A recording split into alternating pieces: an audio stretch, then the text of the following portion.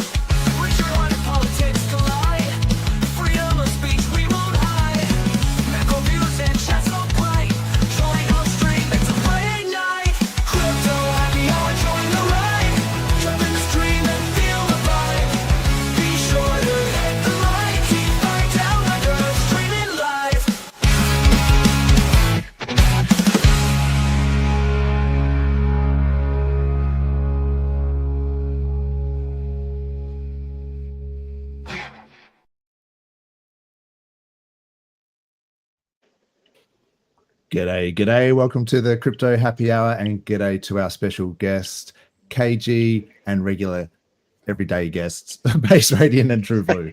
What is up, gents? Hey, what's going on? Yeah, hey. Yo, Mate, how are you? I'm pumped. I'm really excited.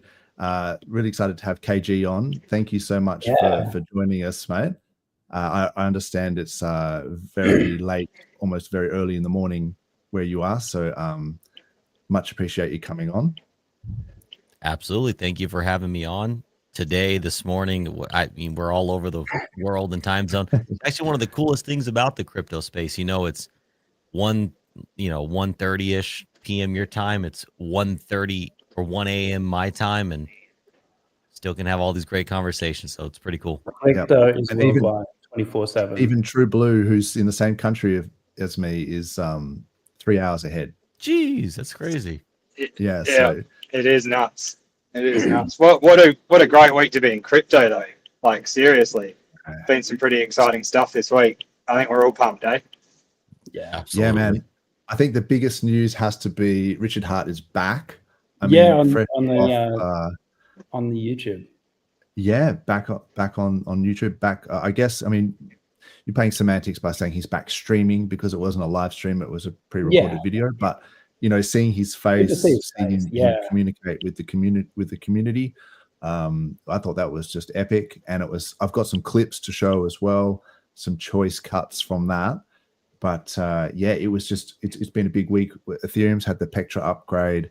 It looks almost like ETH BTC, I don't want to say the word, but is starting to look better. There's been heaps of things going on, but really, because Richard Hart won his case against the SEC, and if you can say that Hex and PulseX were defendants, then they won their case as well. I know that is very silly, but and fresh. And so I guess the thing is that there's two things. One, we have regulatory clarity that Hex and PulseX are not securities. You can see them behind me almost. But also it shows that maybe that was the reason why RH wasn't streaming, was literally from the advice of his lawyers, which seemed like the most sensible take.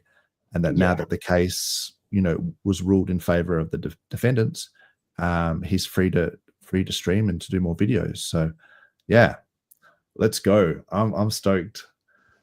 What did you think about that, KG, during the week?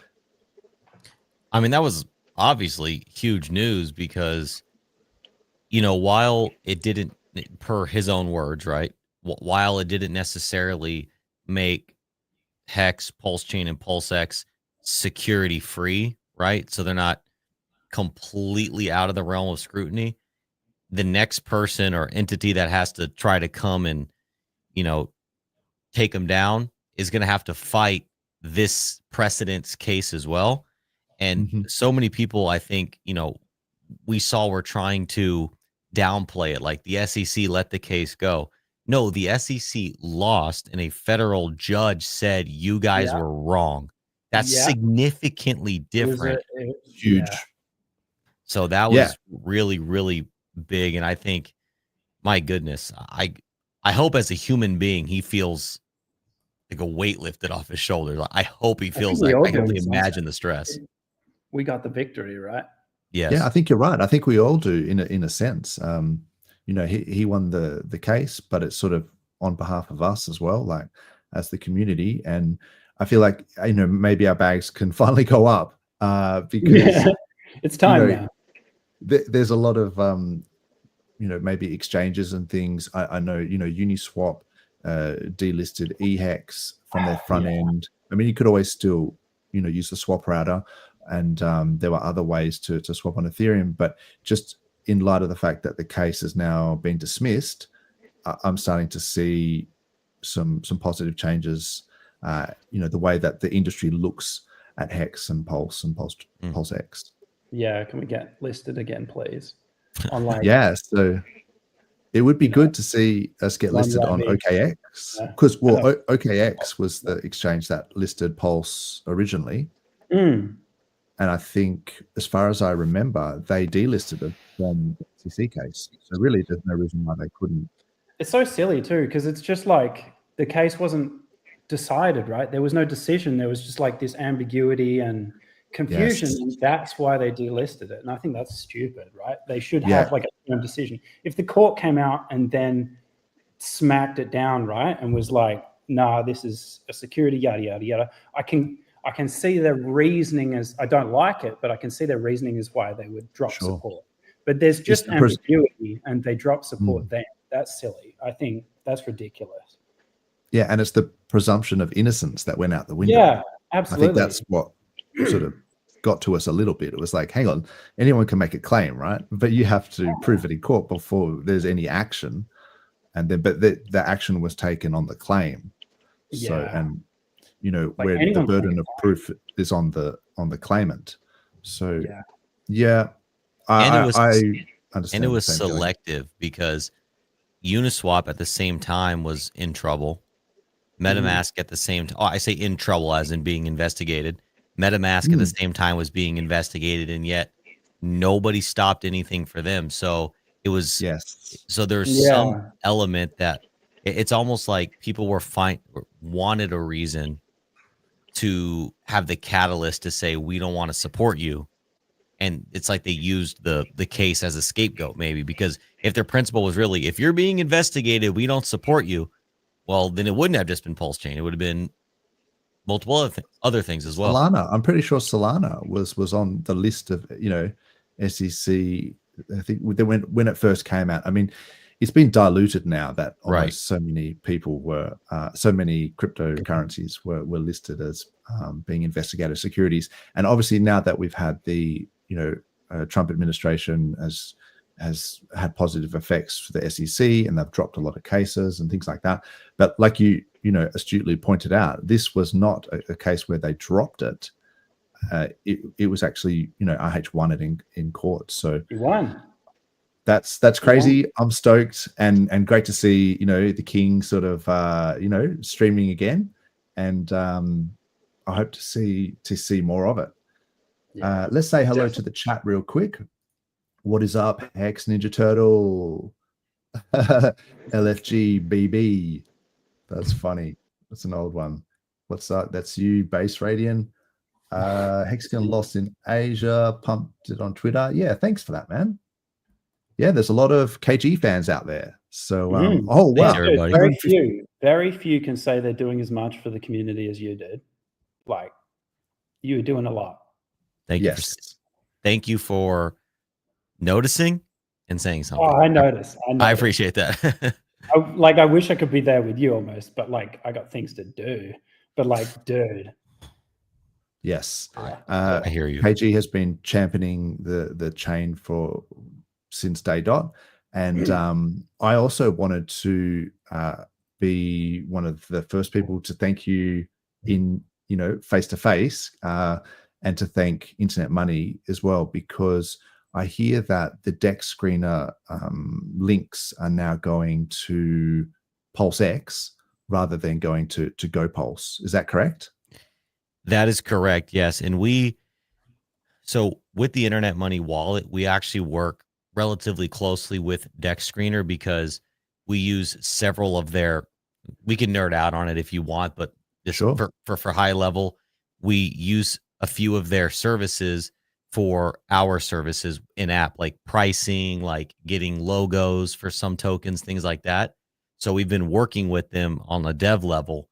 So when the community brought this up as importance, I just talked to the people that we've been working with for the last couple of years and, showed them that, look, socially, the community's demanding this, right? So this isn't like, oh, hey, just me, one solo guy, but also it was, look, PulseX is the official DEX on PulseChain. We have an in-app swap feature within the Internet Money wallet. So of course, selfishly, I want, part of me wants to put that there, but the right thing to do is put the main DEX, that's the main brand that supports the chain and it keeps the brand cohesive. And then also the main PulseChain team doesn't have to worry about anybody doing weird stuff. PulseX is there. The brand is represented.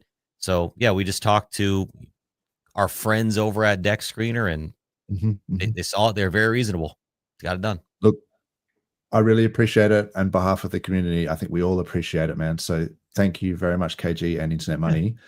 I think that basically eventuated because it appears, everyone knew that the GoPulse swap had a sort of 3% fee on top, and sort of we never recommended using it. I think the only time I ever used it was when I was doing tax tokens with like a high slippage, and that for some reason Pateus had some issues, but I've been pretty much using Pateus the whole time, or PulseX, of course, whichever. And Pulse Swap, I don't mind DEX aggregators, but that 3% fee, it's like you're not going to pay it unless you absolutely have to. But yeah, to point to it, to sort of enrich the GoPulse sort of team, I thought, yeah, that was obviously not cool.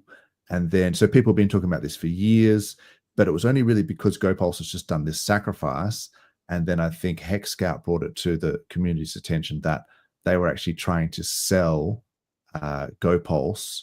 And then one of the carrots was that they could do a SAC and potentially, extract some money. And people were just like, this sounds like dirty pool.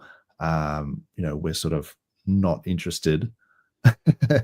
So then, yeah, to have it on Dex Screener, I think that the community as a whole just said, no, like we should be championing the people who are looking after the community, like Pateus, and pointing to, like you said, rightly so, the main DEX on PulseChain, which has all the liquidity or most of the liquidity. So yeah, thanks again for doing that. Sure, absolutely. There is happy to do whatever Mayo needs down to be done. here. Much appreciated. Hello. Sorry, Mayo, I just saw you down there. Hey, I'm just how you sliding going, in the mate? corner down here. Good. How you guys been? Very well, mate. Very well. Just just That trying to background's recap this. hilarious. What's that? Sorry. So that background's hilarious. Yeah, that is not bad. Mayo is just come off a big week himself. He's just been you've been in an election, an Australian federal election. Yeah, man, it's been a hectic couple of weeks. And a crazy 4 days. Obviously, first time ever jumping up and stepping That's up and doing crazy, something man. like this. Well done for like doing something about it, like seeing something in politics and just thinking, you know, I can do something about this. I've got to commend you for it. Yeah, well, that's, I suppose, the fighter in me, I guess, from back in the day. And then, you know, we're a bit of a minority group, us guys here online, and sharing stuff all the time. You get people DMing or messaging or ringing and asking, well, you're sharing all those things, but what do we actually do, or how do we fix it? So I thought, well, what better way to show them how to do something than actually stepping up and putting my name for it, jumping in as a candidate. So, and it happened. Yeah, that's cool, man. That's really cool.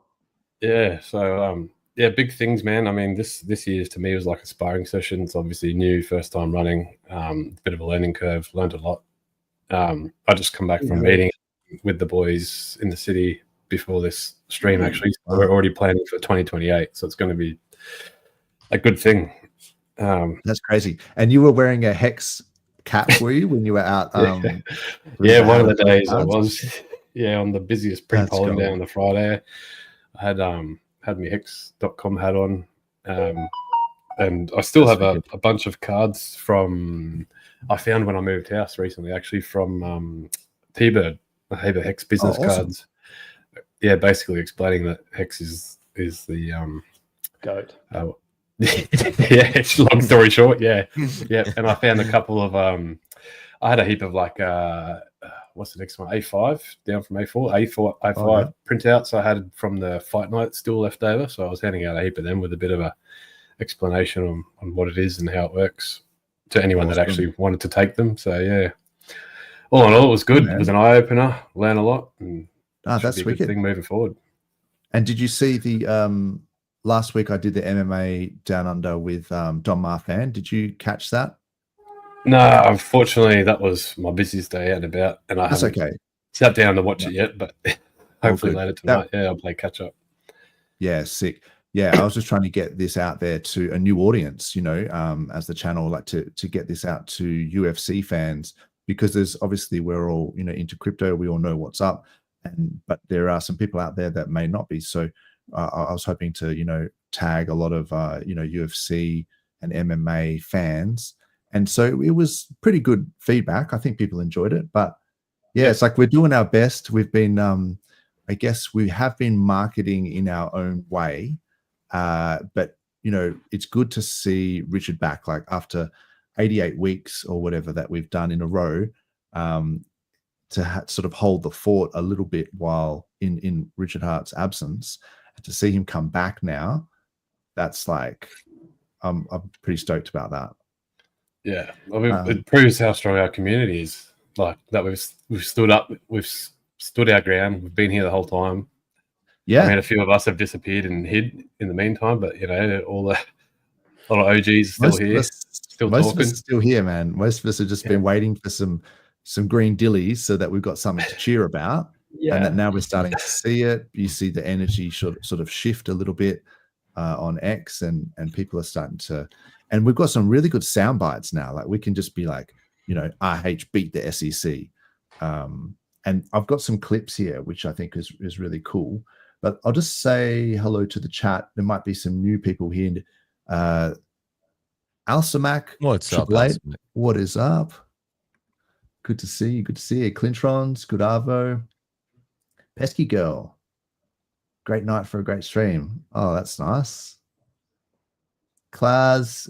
There you go. I think you've streamed with Klaus before, KG. I think maybe on one of the PulseChain conferences. Yep. I think on the last, well, not the last with RH Max, but the last Maddie PulseChain conference, I believe we streamed there. Awesome. That's my wife. That's my wife, actually. Hello. Oh, wow. Great to have you here, AG. Thanks for joining us. And appreciate any like and subscribe. We'll even take wives and family members. I just liked and subscribed to you guys as well. I didn't realize I wasn't. That. So, no, that's wicked. Thanks very much. And then and share the post out if you can. You know, much appreciated. Oh wow, so I might be a bit behind the chat. Yes, guilty to it proven innocent. That was the way that they were treating RH. I felt like he really got unfairly treated. I have to agree. And the jurisdiction that was the reason why they were able to get He the was case no, thrown he, out. I don't think it was like unfairly treated. I think it was like attacked, right? It's like a scarcity-based mindset of like, there's not enough crypto money for us all, so let's bring down people, you know? Yes. And, we can look at some charts. I think people have been a bit short-sighted, sort of calling that the cycle is over and, it's a bear market, all this sort of stuff. We've been solid the whole time just saying, wait it out. The 4-year cycle sort of peaks in November. So we're in May. So just cool your jets a little bit. There's a bit of time left, Rapid unbox.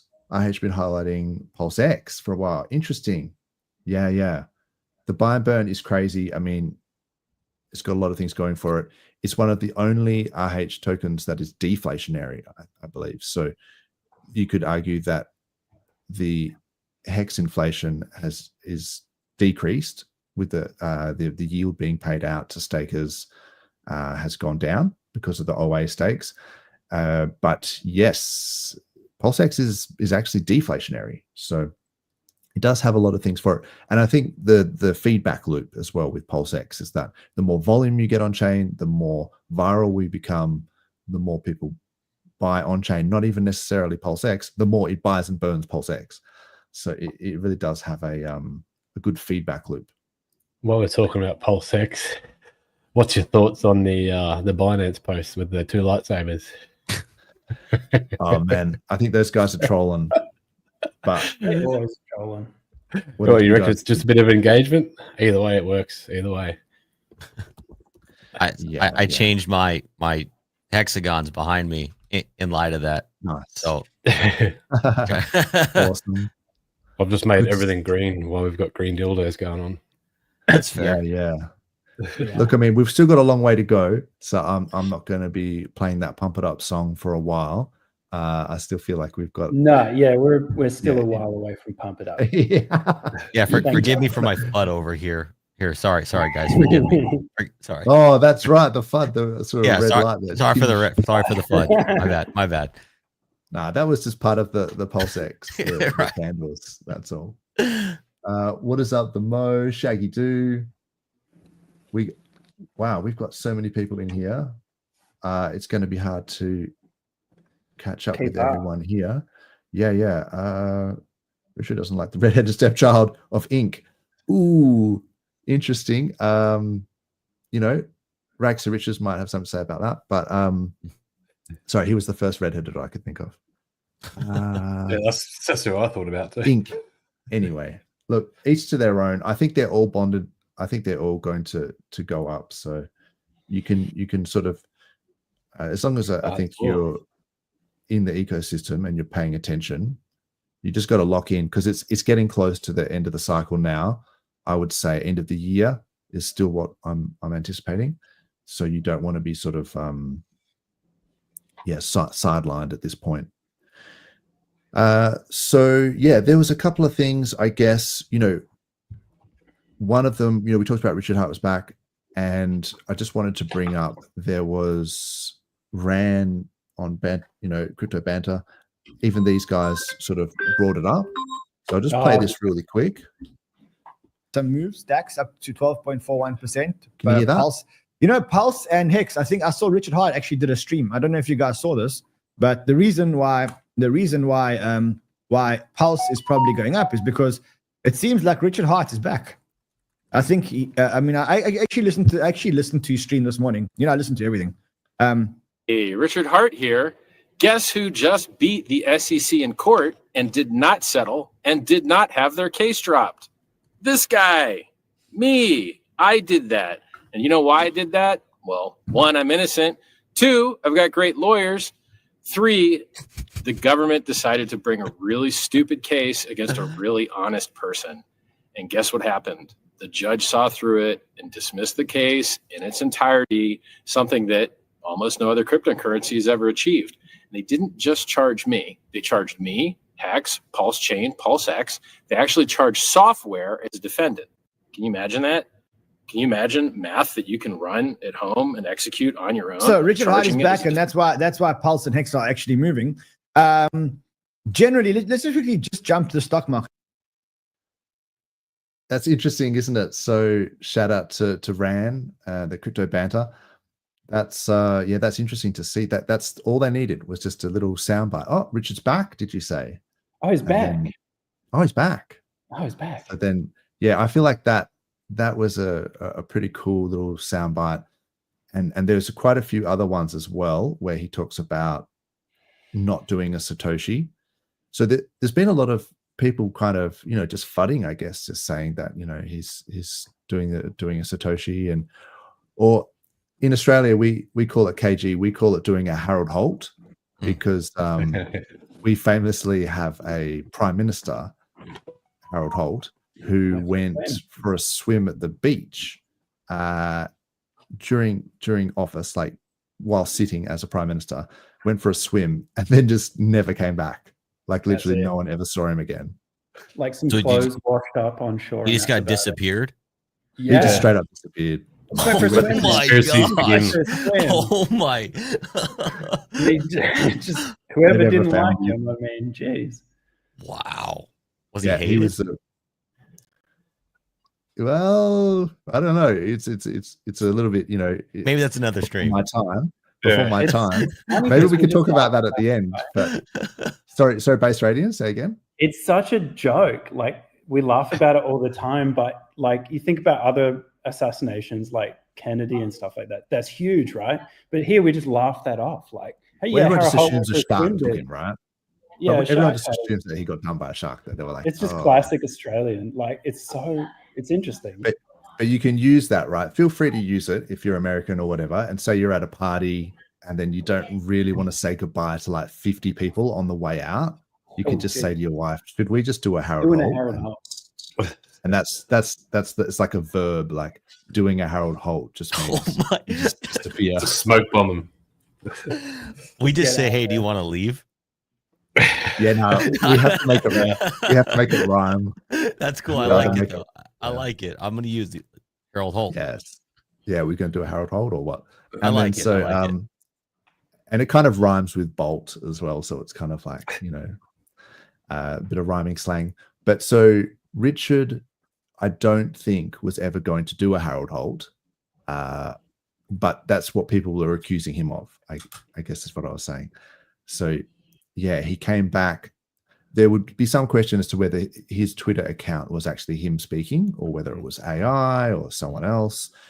We still don't know that for sure, but we know that he is still alive and that he's doing videos and things like that. And that's more than what we knew like a week ago. So, yeah, we can. Okay, I'll sprinkle some of these. I feel like there was a few videos, a few nuggets of like in his thing. So I'll just play a couple of them and get your thoughts on them. There's no self-awareness in this industry. They don't realize who the good actors are. I'm a good actor, and a lot of other people out there are not. So with this new regulatory certainty, either people are going to work with us, because I mean, what's missing, right? You've got a unique product and a unique feature with time locking and hex. You've got a faster, cheaper Ethereum in PulseChain that has higher throughput, lower latency, lower fees, and none of the L2 vampires. Hey guys, you tried the L2 thing. It didn't work out, huh? You regret that now, don't you? Yeah. Come to an L1, come to PulseChain. It's more secure, more composable. It's the idea that they incentivize people to steal brand awareness from Ethereum using L2s and then fracture liquidity and then introduce latency and then introduce massive risk. The majority of these L2s, the vast majority, if they turn off their centralized sequencer, you can't transact anymore. Your money's gone. Bye-bye. Are you in blockchain for trusted counterparty risk? I'm in blockchain for trustlessness. I'm in blockchain for permissionlessness. I'm in blockchain for doing things that make the world a better place. Having to beg someone for your money is the opposite of why the blockchain was invented, and that's all L2s are. 99% of them. Epic. Truth bomb. So KG, what did you think about that? So with RH has always been a huge proponent of trustlessness and permissionlessness. I feel like your internet money wallet has sort of always tried to have those same ideals. And yeah, I mean, what do you think? How important is that in crypto? Oh, it's necessary. you know, there's always this spectrum, if you will, of decentralization and, well, just decentralization, period.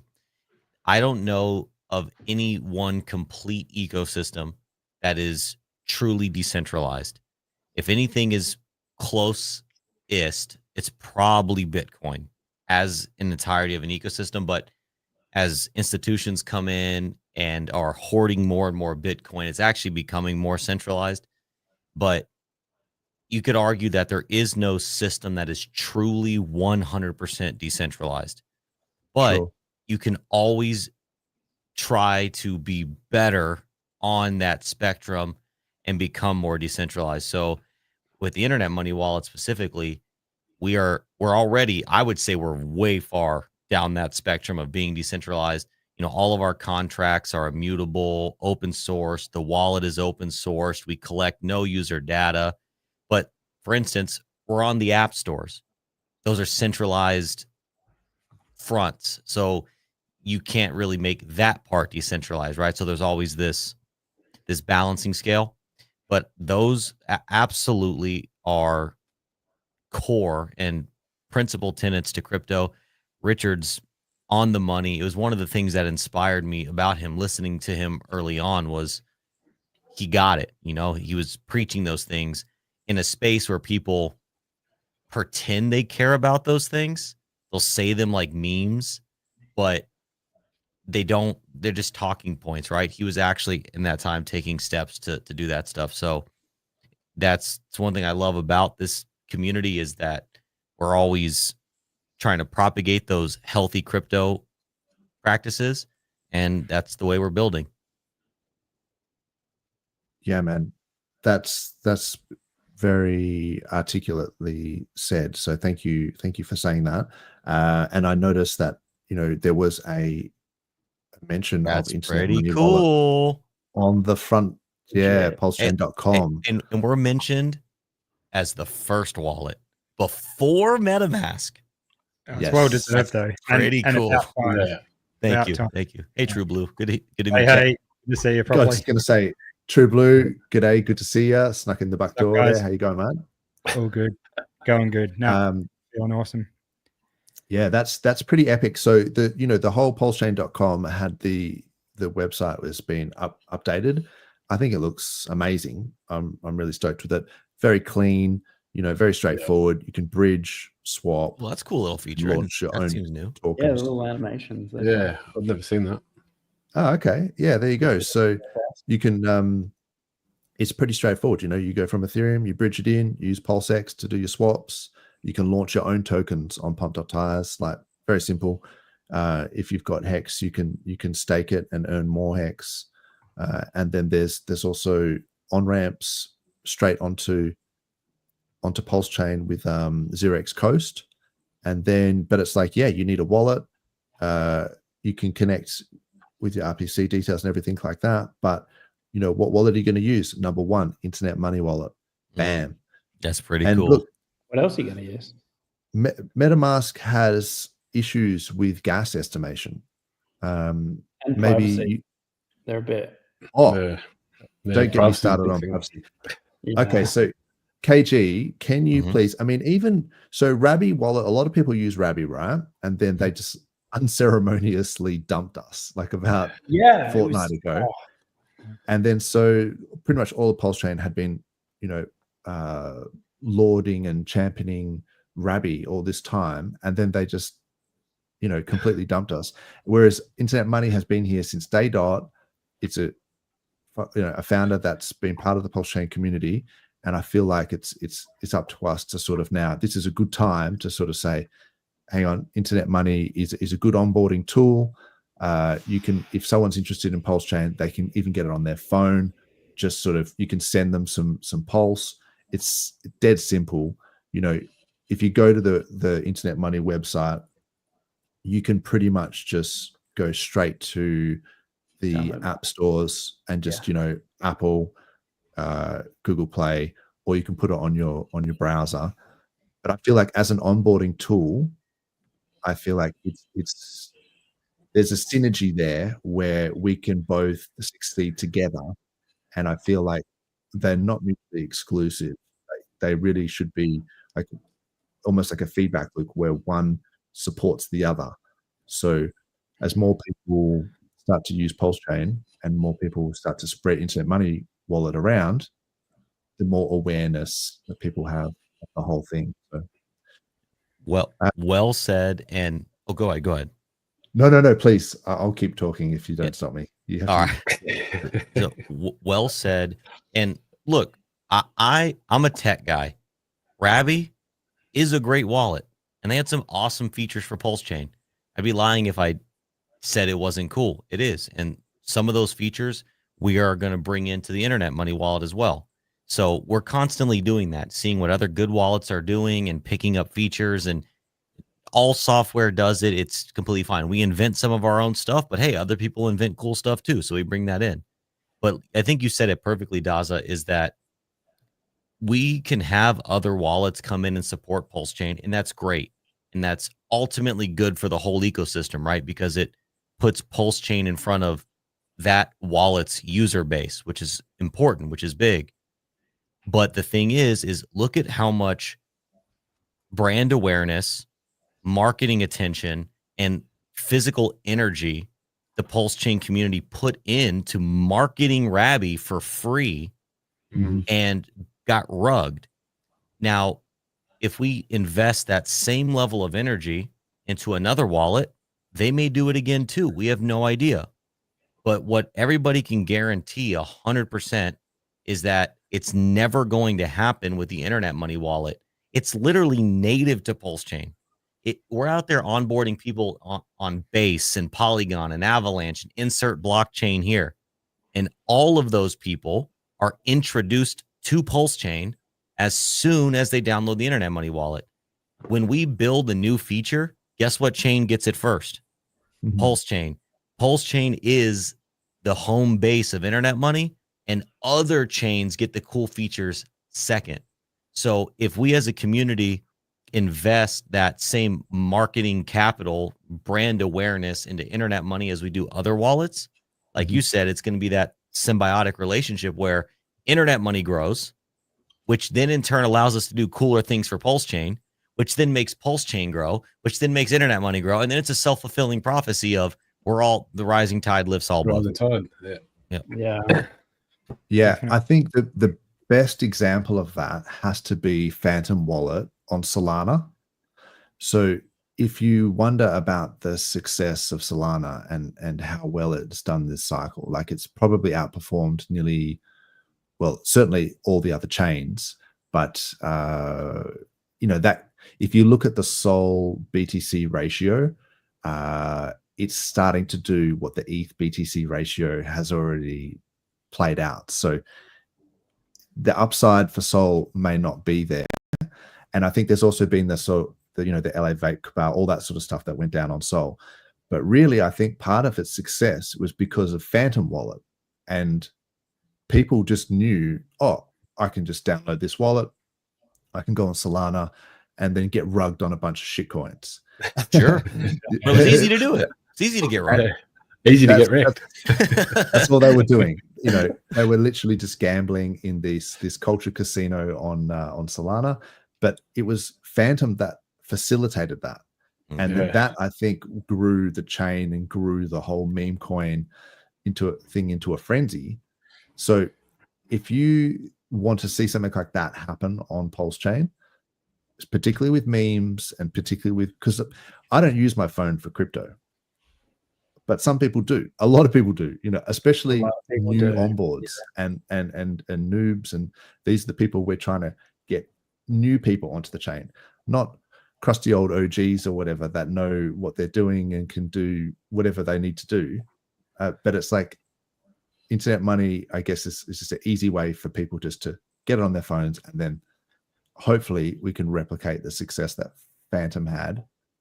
I feel like it's about simplicity, isn't it? Like simplicity and less steps to get there. Exactly. Otherwise, people they get bored, they get overwhelmed, they give up. And for those crusty crabs, I mean, we got the Chrome extension. So exactly. So it's like if you If you want to connect to all your crazy dApps and do all your crazy crypto stuff, and connect hardware wallets. I mean, that's really Correct. what it is, right? Like Yep, it's a exactly. front end that you can connect your hardware wallet to. So exactly. It's pretty important. Yeah. but what you said, Mayo, is interesting, that it's the simplicity, because you know, with websites, how they have those metrics of like seconds on a page, on like a lander page, and then it's like how many clicks per page. The reason why they have those metrics is because people have very short attention spans, and once they've clicked on like 2 clicks into like a website, they've lost interest. About 30 seconds, dude. They land on there for about 30 seconds. That's all you got to make an impression. Yeah. I've been doing this recently, so I know. Yeah, it's the same with something I learned in. Sorry, yeah. You're right. Like in real life, when you're meeting someone or you're talking to someone when you're out and you mention crypto, they basically pull their phone out and they say, "Oh, so how do I buy it?" But if you say, "Oh, give me a call tomorrow, I'll run you through it," when you're on your computer, they're not going to call you. And if you can do it then and there while they're on their phone, I know a lot of people hate doing crypto on phones, but it can be done. And as like a wallet and in and out type thing, there's nothing wrong with it. If you're not, it's also Go ahead. Oh, you're not playing with huge dollars usually if you're doing it on your phone, and you should always advise that. But a few $100 or something, and sometimes like I use it on my phone, and that I love Internet Money Wallet for the ease of use on the phone, and connecting to even Proteus and stuff like that is easy. Sometimes you just got to get things done. You can't always wait until you're at a computer. So yeah, I know old crusty people like DJ Cryptomatic in the chat there probably advises not to do things on phones. But yeah, hey DJ. It's a good starting point, but for new people, or if you're at work with someone or you meet someone out, you got to strike while the iron's hot. Yeah. Well, and to that point too is, so you can have a setup where, sure, you can have your vault and you can have crazy security feature and your mad gains can be over there. But if you're at a restaurant and some meme coin's popping off, I mean, you got to use your phone. That's just how it. If you haven't traded meme coins in a restaurant bathroom, you haven't cryptoed for real. So, I use my phone all the time, but I also have a whole other setup. So one really cool thing about the Internet Money Wallet is, like, let's say we're talking about PulseChain specifically. This is true for 25 different chains right now, but PulseChain specifically. In many jurisdictions, people can download the wallet, pull out their debit card, use Apple Pay, Google Pay, and buy PLS directly. So you can onboard somebody into PulseChain through the Internet Money Wallet in less than 5 minutes. Now, let's say they're in a jurisdiction where the direct to Pulse doesn't work.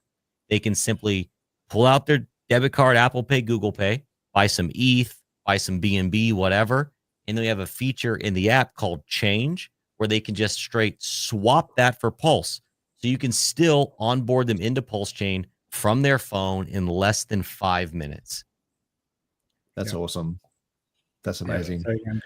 Yeah. And there's also, I guess, if people want to help out with onboarding and friends or whoever they meet, taxi drivers, it's like Uber drivers. If you have a wallet, so I mean, I'm pretty sure I still got it. It's just like Dozza.pls. And so I set up that wallet so that it was not connected to any other wallets. It was just like from an exchange to this wallet. It's a public address. So if someone needs some Pulse to get started or whatever, it's just like I can send from that wallet, and I'm not going to dox all my other wallets. So it's like, if you just need to send someone whatever, you think, here, look, I'll send you 1 million Pulse. Like, what's your address? And then they've got the app. They just send me your, copy the public address, and then I'll just send you it. So that way you get started. Then you don't have to worry about, that you're going to dox your other wallets or whatever. So you can help people in that regard. And I like that idea that you can just be like, here's my public address, whatever. And then it just gets them into the idea. And oh, what's this swap feature? And then what's this, time thing? Like, so maybe you can tell us, KG, you've got this, the time token. Mm-hmm. This, it sort of acts almost like a dividend where you get pulse over time. Is that right? Yeah. So high level overview of this is, so we have an in-app swap feature in the Internet Money Wallet on Android, iOS, and Chrome. And I know some people have a resistance to swapping in apps, but especially on PulseChain, we are actually, you could argue, the best place or one of the best places to swap, because we search more liquidity than anywhere else, including Pateus. Again, great product. But when you do a swap within the Internet Money Wallet, we get a quote from Pateus, as well as 14 other dexes, which include 5 fork dexes from the Ethereum fork. So we have front ends that you can't even access anywhere else. So basically what happens is you say, hey, I want to swap token A to token B. We go search all those places at once, present you all the options, and you get the highest yielding one. You can swap on any one. If you're like a maxi for any specific dex, that's fine. But most people just swap on the highest yielding one. But that's the beauty of swapping in the app. So even though you pay a small fee, and I'll get to time, I promise. Even though you pay a small fee, there's a few things. One, the fee almost always pays for itself, because you end up getting more tokens than you would have going to any individual place, because you get this, and I can dive into it, this whole human arbitrage opportunity, if you will. Now, 100% of that small fee that somebody pays when they swap is distributed to time holders. 100%. So for example, if you hold 1% of the time supply, you actually earn 1% of all the revenue generated on that chain, in this case, PulseChain. So by holding time, you earn PLS. And why it's so amazing is, A, you don't have to stake it. You never have to lock up your time. You can claim as frequently as you choose. And the dividends, as we call them, the rewards, they're not volume based in the sense of, oh, people don't have to sit there and trade time. There's no taxes or reflections, which, again, not knocking those systems, just pointing out a fact. So as the Internet Money Wallet grows, and as more people swap in app, doesn't matter what coins they're swapping, they don't even have to know time exists. Time holders are getting paid. Awesome. And so what's the deal with this buy and burn? And is it true that there's someone said that it actually buys and burns hex as well? And I was like, wait, what? So I'm a bit of a noob when it comes to this. Nope, totally fine. I'm happy to dive, feel free to ask me questions, pick it apart, whatever. But everything I just said about time, all right, we built a contract, another smart contract, very simple, and anybody can participate. They can take the time token and deposit it into the contract. And in this case, let's use Hex. So we have a buy and burn for Hex.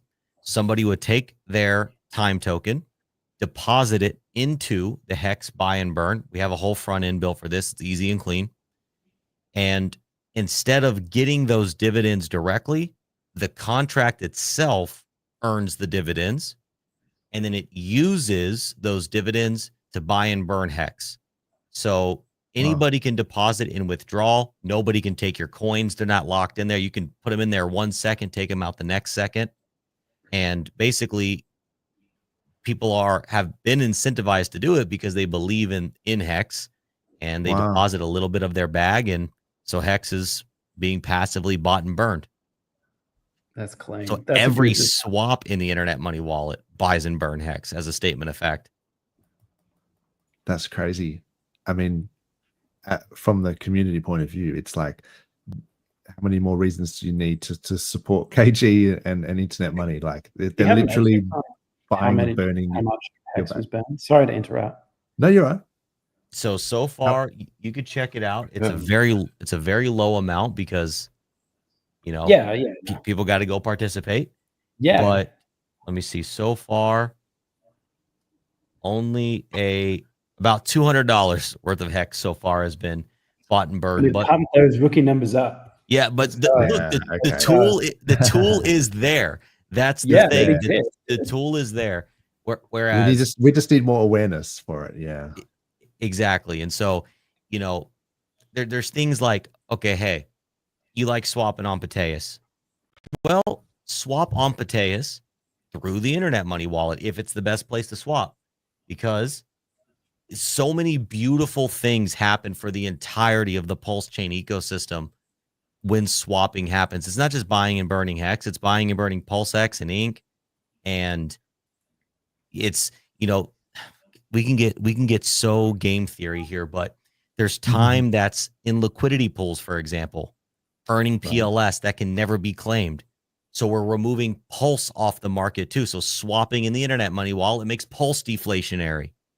The community gets paid. I mean, there's so many bullish things that happen, and swap volume has been steadily going up. So we've seen these buy and burns becoming more powerful.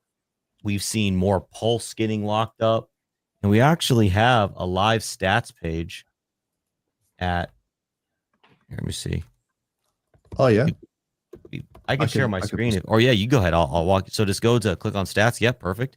Yeah. So you can see the wallet downloads there is the first stat that's presented. But for example, if you switch over to this leaderboard, we just launched this. I'm so bullish about that, but okay. So one cool thing you can look at here is click on PulseChain. Yep.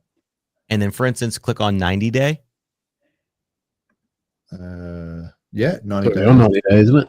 Yeah. Yep. On 90 days. Yeah. So click on 24 hours, for example. Okay. So you can see in the last 24 hours, $220,000 was swapped using the internet money wallet.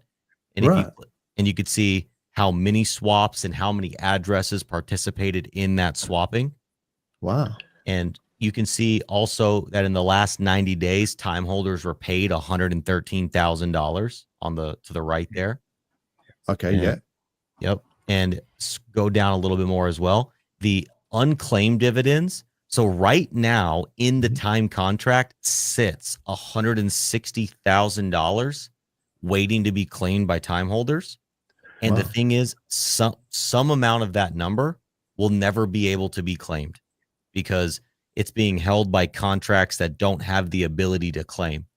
So we don't know that exact number. It's pretty abstract to calculate, but basically time holders are always earning. And now if you scroll down a little bit more, another cool stat I want to show you guys. So this, even if you don't really, let's say you don't care about internet money, fine. You know, you're missing out, but fine. So this board here is actually a pretty cool vitals check on the entire PulseChain ecosystem. So you can see that you can sort by token, by address, or by DEX. But for this purpose, let's use by token. And if you click on network right there, the little yellow network button, just select PulseChain. And let's click on total and just do 24 hours. So what you can see here is these are the tokens through the internet money wallet that have been bought and sold in the last 24 hours. And the internet money, what we've noticed over these last few years is that it's always a microcosm of the macrocosm. So even though this is just our community doing this, this is still representative of what's happening in the overall ecosystem. So you can see that Pulse is dead even. Wrap Pulse, so people are selling their Pulse actually, and they're effectively buying PulseX because you can see the sell volume on Wrap Pulse is 51,000, but the buy volume on PulseX is 51,000. So, and look, we've seen major green candles on PulseX today, so that lines up. So you could use this leaderboard to really get a vitals check on the whole system in different time frames. Awesome. Lots of cool stats. That's pretty internet cool. money. Yeah. Yeah, some pretty cool stats. Good information, and it's clean, easy to use. Yeah. It is so clean. Hey, I agree that, you know, people are missing out if they're not using it. But KG, what do you think is sort of holding people back? You know, people that are right into crypto and, you know, OGs of Hex or PulseChain. What do you think is holding them back from, you know, moving over to internet money? Is it just being comfortable with what they've got and they don't want to be connecting hardware wallets across to new dApps? Or what do you think is holding that adoption? Well, for stats for swaps or just using the wallet in general? Using the wallet in general, because I really, and I know you do, but I wish, you know, a lot more people would talk about it. You know, streamers that, you know, that love this ecosystem. I think they should be shouting out about Internet Money Wallet rather than sitting there complaining about Rabby or, you know, those types of things. Because it works. You know, now even PulseChain.com has it on there, which is a huge milestone, I think. But yeah, that's sort of what I'm wondering, why people don't want to move over to use it as a wallet. Well, I ask myself that question often as well, and we're trying to find an answer to that. But I think that that's becoming less and less true over time. I mean, you can see from the stats page, we're about to pass 75,000 downloads, which PulseChain's a big community, but that's a big number, you know? It is a huge number. Yeah. And so I'm seeing more and more like people like yourself being pioneers, talking about it, giving internet money a voice, spreading awareness, other influencers and, you know, micro communities within the PulseChain community doing the same thing. So I definitely think we're growing and we're getting more of that market share. But I think the big thing that has held us back, or not held us back, but has been the blocker for people supporting, is that comfortability. Look, they're just ingrained in what they've been using and what they know, and they don't want to go through the learning curve. But also, it can be risky to support new things, and especially wallets. You know, if you guys have been around the community, there was another wallet at some point in history that, I mean, Staker app, I'll just say it, right? And a lot of people got really hurt using that wallet. So I can understand why people are nervous to put their brand on the line and the people that look up to them on the line. And I think as time goes on, and look, we've been on the market now for over 2 years. We've been building for longer than that, but we've been a live product on the 3 app stores for over 2 years. We're open sourced, 0 exploits. We continue to iterate.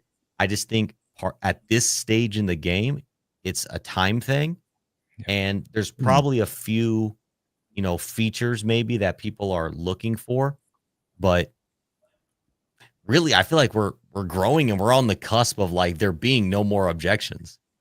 I think trust is the key word there. And after what's happened with people like Rabby, for example, it's hard for people to go to something new. They got to go somewhere. But then, so that's interesting, because I think that is the crux of the issue here is trust, and we're meant to be, you know, in a trustless industry, and I feel like that's why the audits are there, and obviously Internet Money has passed all of the audits, so that's where that's the reason why you should have trust. It's not because I say so, but because it's audited, right? And multiple third-party audits.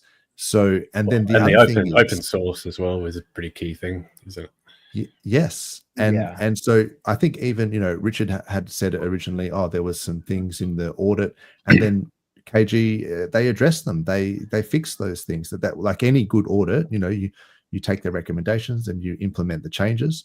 So that's, I feel like, what makes it a bit more robust. And then the other thing is, it's kind of ironic that trust is the reason why people don't use it and prefer Rabby, because Rabby's privacy policy is actually junk. Like they take a lot. I've actually got it here, and maybe KG, you can tell us a bit more about it. But this is like Rabby.io docs privacy. This is I always get put on the stake when I talk about their privacy policy, but no, go for it, man. So let's stir up some controversy. Like, Yeah. why is Rabby's privacy junk, and what are they doing with people's data? So I actually, when Rabby was favored by the community, I went on this spiel for a little bit. I just stopped talking about it because I learned that people actually don't care about privacy. Most people do not. That's right. And so I was like, okay, well, I'm giving factual information, and they're just saying, "Oh, KG, you're a wallet guy." Yeah, I'm a wallet guy. This is I'm cracked out on wallets all the time, reading about wallets, learning about who has read. Maybe very few people. I read everybody's privacy. Who's doing that? Me, because I care about this sort of thing. Anyways, Rabby admits in their privacy policy, at least last I read it a couple months ago, to collecting, storing, selling user data. If you care about privacy, then the community would have dropped Rabby at large right then and there. But they said, hey, what we care more about is this feature or that feature, which is reasonable. They were great features, but by using those, you were sacrificing your privacy. And fine, if that's what we want to do, okay. So anyways, I stopped talking about it because I was like, oh, it just doesn't, internet money collects no data whatsoever at all. And like, I see this comment here. Someone says, oh, some say that we're getting complacent. When you don't collect data, it takes much longer, unfortunately, to build things because we rely completely on user feedback. Oh, hey, user's having a bug. What does that mean? It actually means we're in a Telegram channel trying to figure out the details of the bug. Sure. We move slower, but that is a feature of the internet money wallet, not a bug, because we keep it secure and private along the way. It just takes us a little bit longer to get there. Look, I think it's a huge feature, and I think people should be banging the drum of it more because people don't really think about it too much until it happens. Once you've had a data breach, and I've had it multiple times, or when it's like, I remember I signed up to some Dimix thing, and you got like $10 off some book or something, and I was like, yeah, whatever, I'll sign up. What have you sold to get that? We've all done it. And then it's like later on, they're like, oh, our Dimix, preferred customer, whatever thing got hacked, and we've lost all of your personal details. It's all on the dark web. And then like the same thing would happen, with like our there's medical insurance things, and I got another letter in the mail. They're like, oh, all of your private details on the dark web. Sorry about that. And telcos multiple times it's happened to me. Did you see, speaking about the data and obviously combining the political stuff I just did, but a hot topic for me in the political thing was obviously Clive Palmer sending out text messages to everyone. So what I did to turn that around on people that got very aggressive against me was, well, do you realize we've now brought to light that you sold your information and your privacy out by signing up to telemarketing things? Or, for example, I've signed up to Maya One. I get a birthday discount or $10 off this time. But who gets your information by you doing that? So you might have saved $10. Now you're receiving all these text messages, and now your data's out there. So it was a good database. It was a good. I tried to turn around a very big negative into a positive when people would come up very aggressively talking about it, educating on privacy. I think it was RH that sort of said that the only way to not have your data propagate and get given out to subsidiaries and affiliates and things like that is if you just don't store it in the first place. Like, there's no reason for you to have this honeypot of data on everyone and go, don't worry, our service is secure, everybody, because it's been 3 years and it hasn't leaked yet. And then in 4 years, it does get leaked. Well, it makes you a target, doesn't it? Yeah. It will always leak. And you even have, in the Rabby example, they tell you we're going to sell it, or we reserve the right to. So even if it's not a leak, it's a leak in the sense that they're going to profit off of it. So there's a saying that if the product is free, you're the product. And that is why so many of these apps and services, they collect your data, or like in your case, that book, they give you freemiums because they know that they're going to make more money having your data on a list and selling it to these entities. And so like in our case with Internet Money Wallet, we're an American company, and it's been, we were building during the Biden administration where people hated crypto. So we also set ourselves up to be compliant with the government, because at any point in time, being an American company, the government can say, hey, you have to comply or we'll shut you down. And so we can comply, give them all of our user data, which is nothing. We if we get data breached, it's fine. They take nothing. So we can protect user data, and we can stay in compliance with the government at all times by nature of not having it. And so at this point, we're not going to give that up, because it's, while it's a good marketing tool, whatever, it's also protecting a human right, and it's also keeping us as a more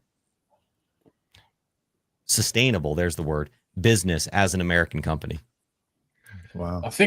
Do you think you'd ever be approached by them in a way that they would, I'll probably asked this before actually, do you think they would ever approach you in a way of trying to be forceful in starting to collect data, I guess, would be the next question? Probably. There's been some talk in the, maybe in the conspiracy, maybe in the legislature, whatever, about requiring wallets, non-custodial wallets, to KYC. And while it's not the law yet, maybe it comes into play. And obviously we'd have to pivot then, right? Maybe we stop being an American company.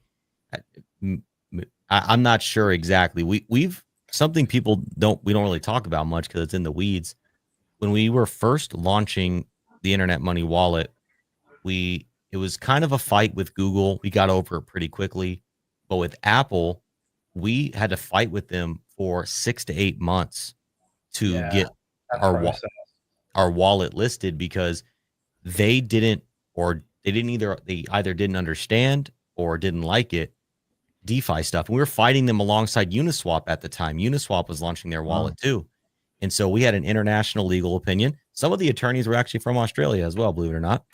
And we were fighting or educating Apple and their attorneys on what non-custody means and why we're not a broker dealer and why we don't need KYB and KYC and money transmitter license, because we're not doing any of that. And so point of bringing that up is to say we're not afraid to be on the forefront of sticking it to the man and fighting for the right cause. That's awesome. That's really cool. No, it's great to see pioneers like that, in our community. Yeah. That's actually like a lot of hard work to stick to your guns and fight through that, because I know in this day and age, everyone just wants you to get in the rat race and just follow what they want you to do in line with everyone else, and to stand your ground, like similar to what Richard Hart does in the way of his the way he's built everything is just doing it exactly how he knows it should be done, and doing it for the right reasons. And that's harder work. So well done to you and your team. I see Pesky Girl, she must in the chat must have something to do with you guys. Wrote, can I be the one to hand them a bunch of blank pages when they come asking for your data? I thought that was pretty good. That one she and Al Samak are admins in our Telegram channel, always helping, always doing the good work. Awesome. That's awesome. Hey, speaking of help, no worries, man. Yeah, I got to. Thank you so much. You guys are legends. You're all beautiful people. Good to see you. Later, brother. Thanks, mate. Yeah. What was I going to say there? Oh, that's right. When I've seen people have issues, like I had an issue with something once with Internet Money Wallet, and just posted it on Twitter, and within like a minute I had a reply, and it was like, hang on a sec, is that one of those like MetaMask, automatic bot replies? And then I realized that it was actually, one of your actual team members. And that's just so good. So that's another thing that people aren't used to having, is a real a real person actually help. And you have to be wary about that. And in crypto, we all have to be scared of it and be on our toes. But that was a real person actually not asking for my seed words. They were just saying, what's the problem? And maybe do this instead. And it's like, man, if only everyone was like that. Yeah, what's the problem? Send me a test. Amazing. Send me a test dollar, and I'll send you 2 back. Yeah, that's it. Yeah, I'm glad you had that experience, Drew. Yeah, it's good. I've seen that as well, man. I've seen that as well, where someone's like going, "What is up with MetaMask? I can't get the gas estimations or whatever," and then like someone just says, try internet money, like and then they're like, "Well, how do I get it?" or something, and then KG's there, just going, it's literally just do this, and hang on, this is the founder or one of maybe co-founder, but yeah, it's like you have direct access to a founder here, and if there's things you don't like because I was in one of the chats on Telegram recently, and I said I might be chatting to KG. Does anyone have any things that they want to sort of say? And one of the comments someone said was, "Oh, I wish it had light mode, like instead of dark mode." And I was like, I've never thought that. Like, I'm always asking for dark mode on all my apps and all my things. And I just never thought that anyone would want a light mode. But it shows there are people out there that actually want that.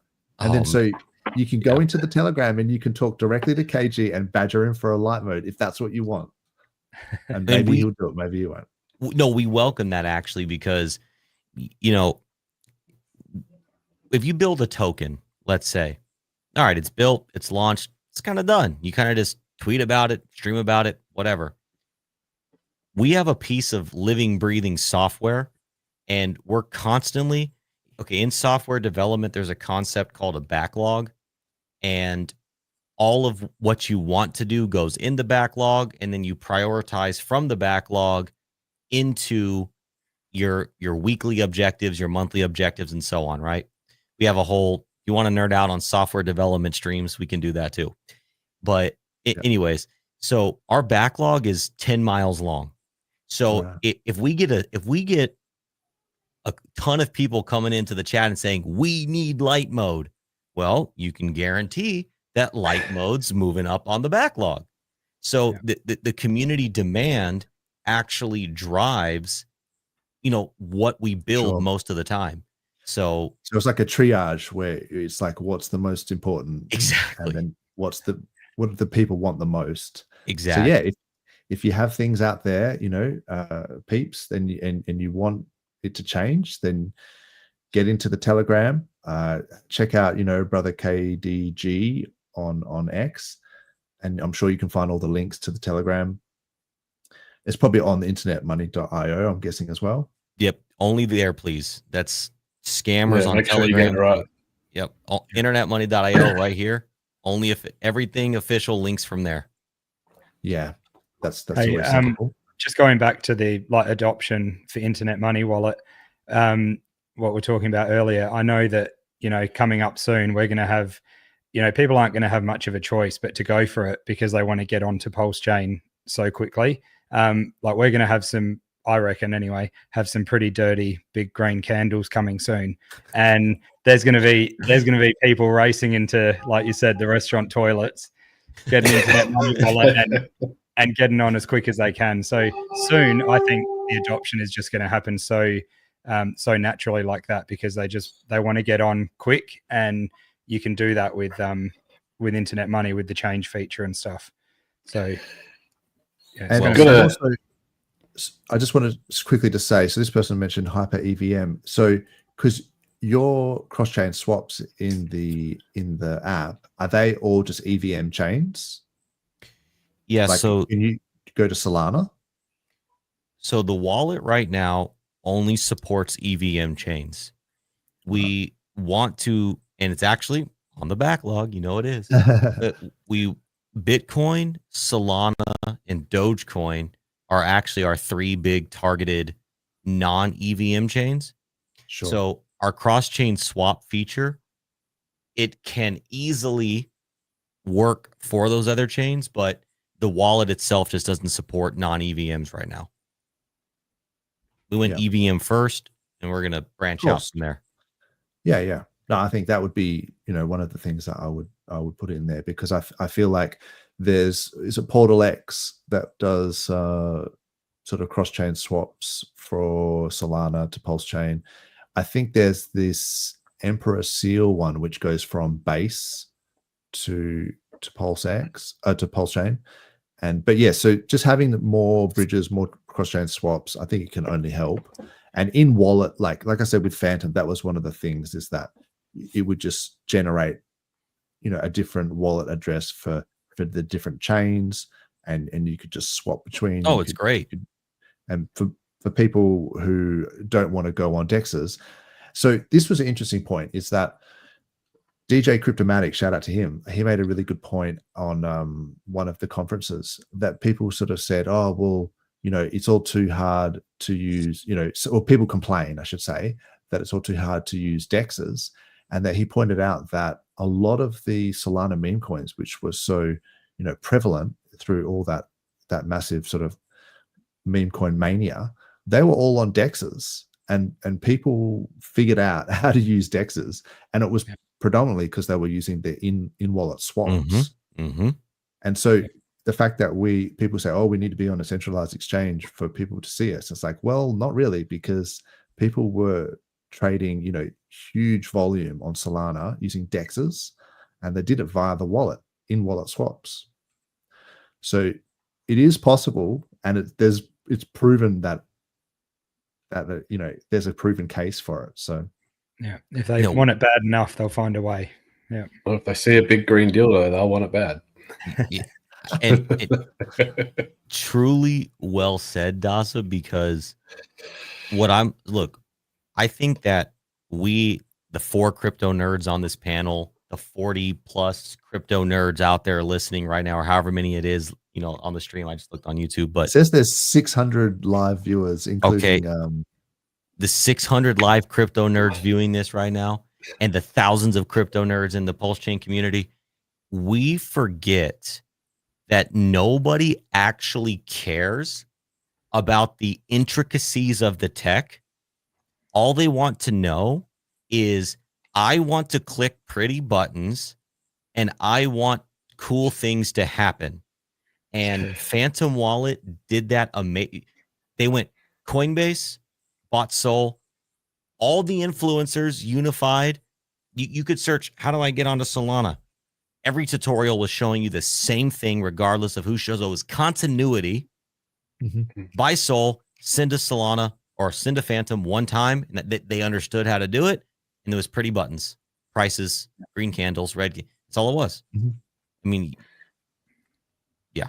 And there would have been a better way to do it, with less slippage, paying less fees, and all this sort of stuff.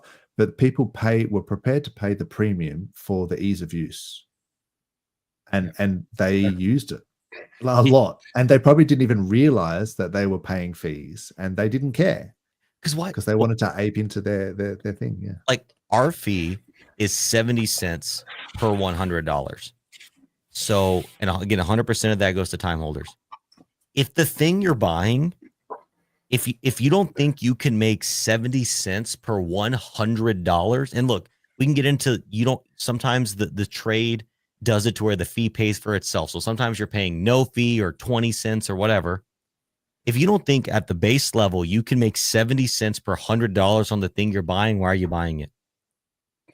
Yep, exactly. So the micro fees, like, don't even in Phantom and in Internet Money and Insert Wallet here, they really shouldn't matter if you think the thing you're buying is going to do well anyways. Yep. People are happy to go to the shop there and pay with their credit card and spend like a $2 transaction fee for something. Exactly. Yeah, exactly. Yeah, all those new Square things, Square payment devices and stuff. The fees on them are hardcore. No one even knows they're there. It's like 3% plus 50 cents. Yeah, exactly. Yeah. It's an order of magnitude higher. So yes. Okay. And so, speaking of giant green dildos and getting adoption, this was Richard during the week. I'll just put this video on. $1,800 Ethereum sucks, especially when gold's at all-time highs, Bitcoin's nearing all-time highs again. Do I think it'll get back up? Yep, I do. Especially if institutions are buying, which they are. You know how many ETFs are there out there right now? Bitcoin, Ethereum. Those are the two large ones. So if your thesis is that institutions are going to be the guys that are buying, well, it's nice to have an ETF. Now, that being said, Ethereum and Bitcoin did really, really well before they had ETFs, when they had lower market caps, right? So take, for instance, the liquidity that you see in PulseChain, PulseXX. You know, you could get a God candle at any moment. You could get a giant green candle at any moment because it's easier to get them because it takes less economic energy because there's less of it for sale. You know, PulseChain has less inflation than both Ethereum and Hex and Bitcoin. But what has even less inflation than PulseChain is PulseX. PulseX has deflation. There's less PulseX now than there's ever been. And for the rest of time, there will always be less PulseX than there's ever been because it only burns and it can never inflate. Yeah, so apparently God candle loading. Keen for that. It's just imminent because, you know, our liquidity is so low.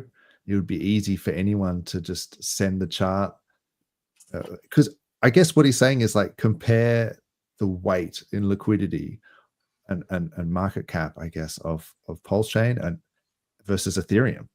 And we just saw Ethereum just did like a 20% or something like that in a that was day. a huge move for Ethereum, wasn't it? Like no one's talking about that. 20% to death. Yeah, it's huge. I mean, I can pull up this chart pretty easily, but yeah, I was like, you know, old man ETH still got some legs. So people are Had his cortisol shot. Yeah. yeah, exactly. I mean, this is the ETH chart. It was down to Oh my gosh, look at that 1400. candle. massive. Yeah.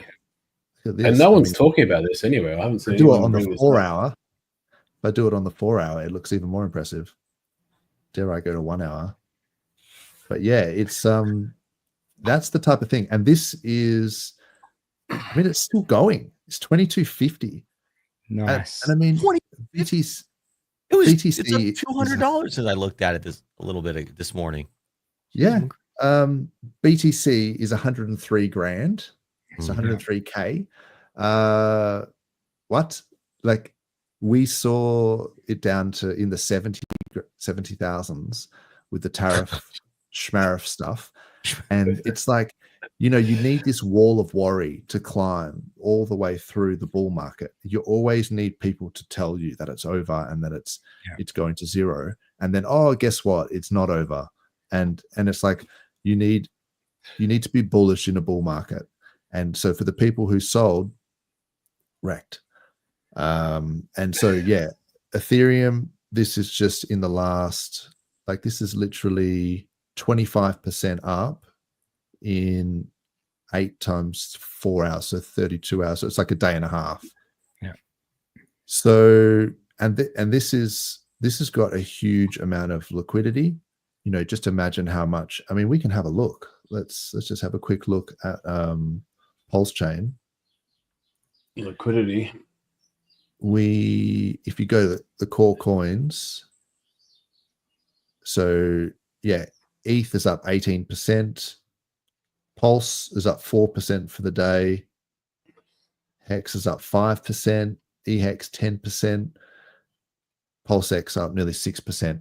So these are just going to sort of get slingshotted, if you know what I mean. I feel like we are pretty much leverage on Ethereum, and we've also got the SAC wallets with 170,000 ETH. As the value of that SAC wallet goes up, you know, if ETH starts to go above sort of 5K or something like that, that is a tremendous amount of buying power should it choose to ape into the RH ecosystem. Absolutely.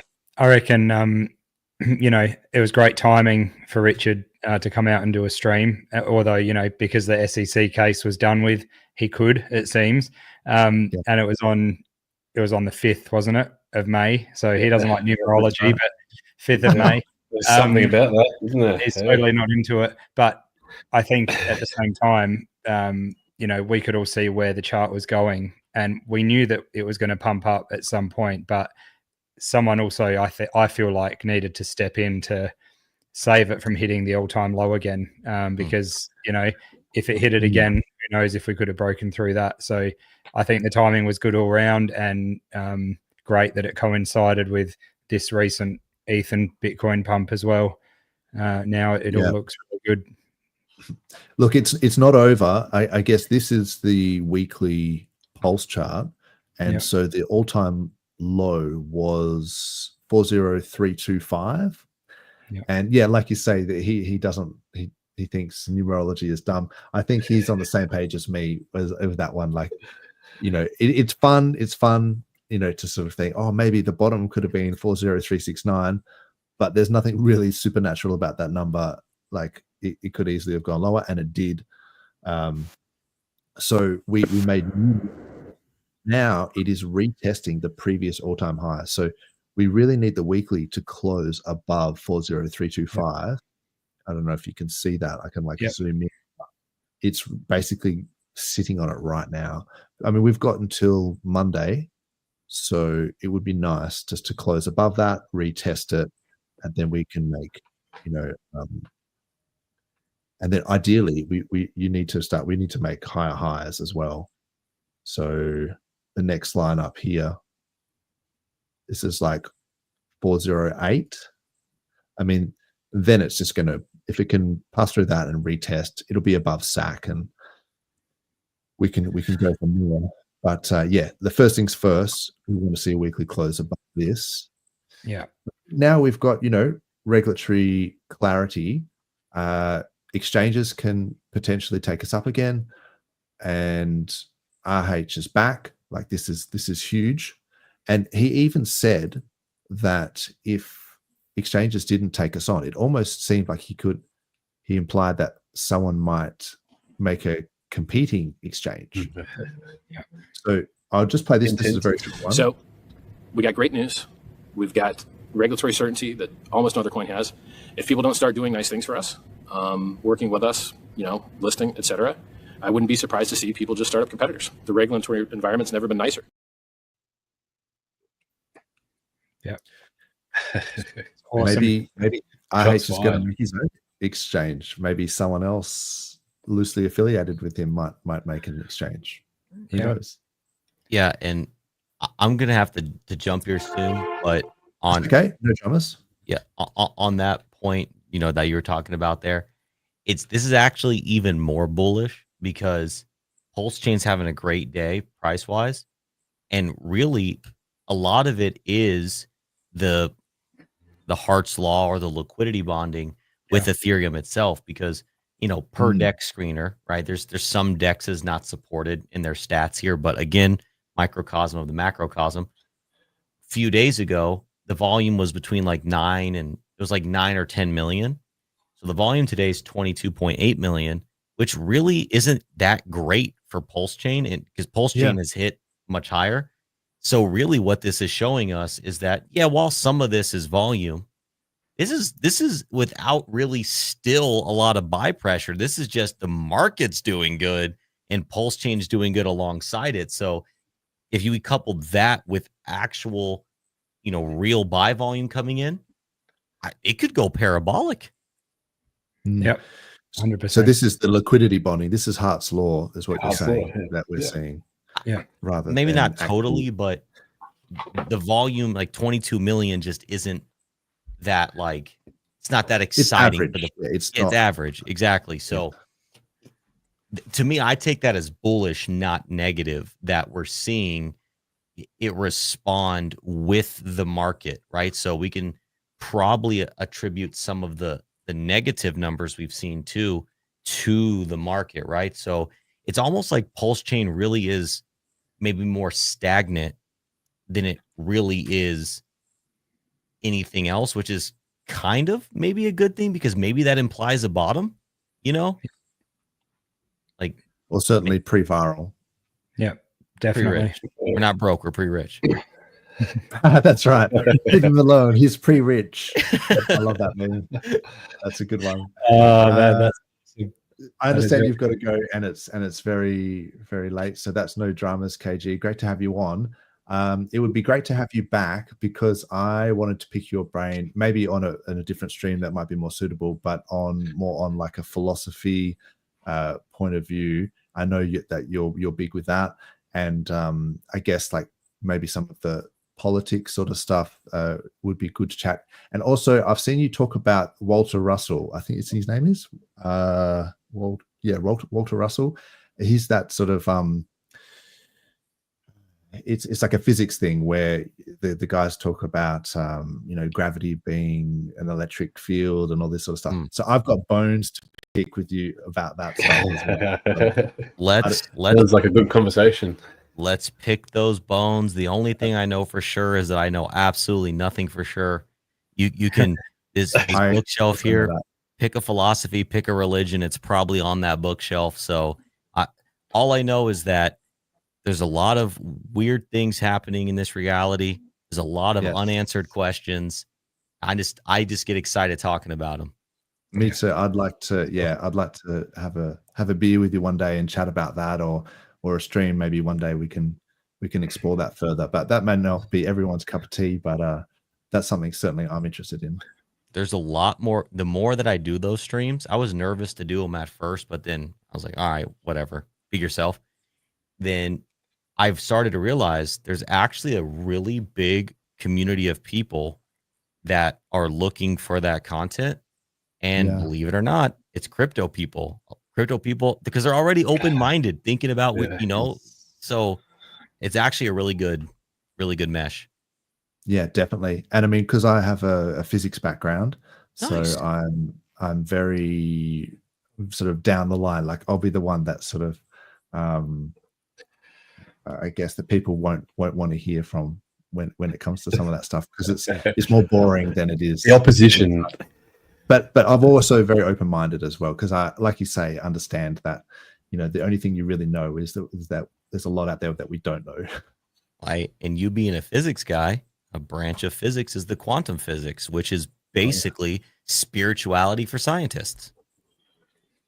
Yeah, there's some really interesting stuff. I don't want to get into this too much, but It's fine. I'm trying to go.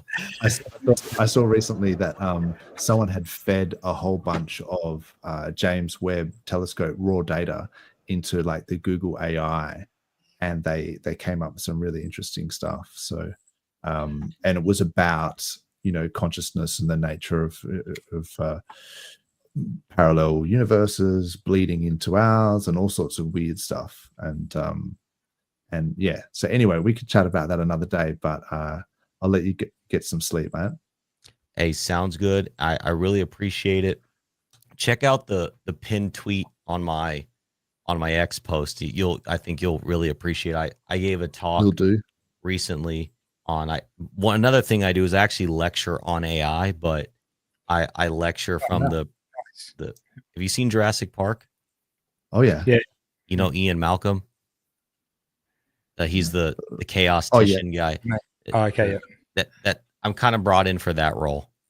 So, right. But in reference to AI, anyways. So yeah, that's the most recent. Click on that little white, that one there. Look at the title of that talk. Is artificial intelligence really artificial? Quantum boundaries of expanding consciousness. Yeah, look, that's I can talk about this stuff as well. Like I am a physicist, and nice. So some of the things are certainly interesting, but particularly because it's that nature of where you have observation and how observation affects a result, like say Schrodinger's cat, and you have it existing in two states, both dead and alive. It's not until you open the box that you sort of collapse the waveform, and then you can collapse the quantum wave function, and then you see the actual state of the cat. So it's this reliance on the observer to how it affects a probability state. And so then when you have AI that's processing data from James Webb, is that a conscious observation, and is that affecting reality, or at what level do you sort of imply That's an interesting question. actually. observation? That's a good question. I don't know. I haven't thought about that one. Yeah. So and You and go, yeah, go and dream about it now. it goes deeper. Yeah. That will be the question I will be thinking about as I try to sleep tonight while I'm thinking about that. Awesome. I'll leave you with that, and thanks again for coming on. We'll stick around and just chat and maybe throw some more IH videos on. But thanks again for coming on. Really appreciate your time. Hey, thank you all. It was great to finally meet you. Glad we did this. Let's do it again. If you're looking for a good, secure, user-friendly crypto wallet, high-yielding swaps, cross-chain swaps, open source, fiat on-ramp, right into PulseChain, internetmoney.io. Thanks again, guys. Hell yeah. Thanks, mate. Thanks, man. Thanks, Nice to meet you. KG. See you later. Later. Cheers, mate. Well, that was good. That's But, awesome. And he didn't even do a Harold Holt. He didn't just disappear. Stuck around. So that was good. The old And we hate had 653 live viewers. I think a lot of them were from KG's X account. So thanks again for coming on and sort of putting eyes on the channel. Like and subscribe on if you want to. Much appreciated. Even if you don't want to do it anyway. Yeah, just do it. I think the other thing is if you use another wallet, just like download Internet Money Wallet even as a dummy wallet and just give it a go and like just have a look around. And then one day you might do a swap on it or connect it up and use it, and you'll realize how good it is. And you're supporting PulseChain, which is the main thing. Someone that's going to keep building on PulseChain, Yeah. Exactly. Like support someone who has supported us. And give it a good rating as well on the Google Play Store or Apple Store. Give it 5 stars and leave a comment so other people can see it. I feel like that's important. Definitely. What is up? What I missed a Wild SJ appeared earlier on and missed no. it. What is up there? Oh, that's cool. Thanks for coming in. Yeah, there's lots of people in the chat. Yes, we have a lot of prestigious guests and people in the chat. Mr. Gillespie is one of them as well. Hey. Fellow Big N. Mate. Hexy Mother, what is up? Smooth Adapt Connect. Yeah, get in the Telegram and they are working on it. next. Yeah. I know they're working on it because they use Wallet Connect at the moment, and it works okay, but it doesn't take over like Rabby did with MetaMask type thing. Like you don't just press the button and it opens. So yeah, looking forward to them updating that. Mm. And they're listening, guys. So get in there and let them know what you need. Exactly. Ash, what is up? In my opinion, IAM Wallet has done great things, specifically in the last 6 months. Some are saying they have been complacent. Oh, that was actually, we talked about that earlier. We should be supporting, yes. So I'm probably a bit far behind in the chat. So apologies, people. Hans, g'day, Sell Pressure. How is everyone today? That's awesome. Containing and while selling. That was funny. It was good. I was supposed to open with that today and I forgot. Nice one, Hans. Yeah. Oh man, so the larger the comments, it's hard for me to get through them because there's so many. Additional features will be unlocked and made available to all users. This approach not only incentivizes users to participate in the subscription unlocking feature. Okay, so you probably have to read. Yeah, Ash is putting forward like a fundraising pool or something, which obviously I missed the start of that. Yeah.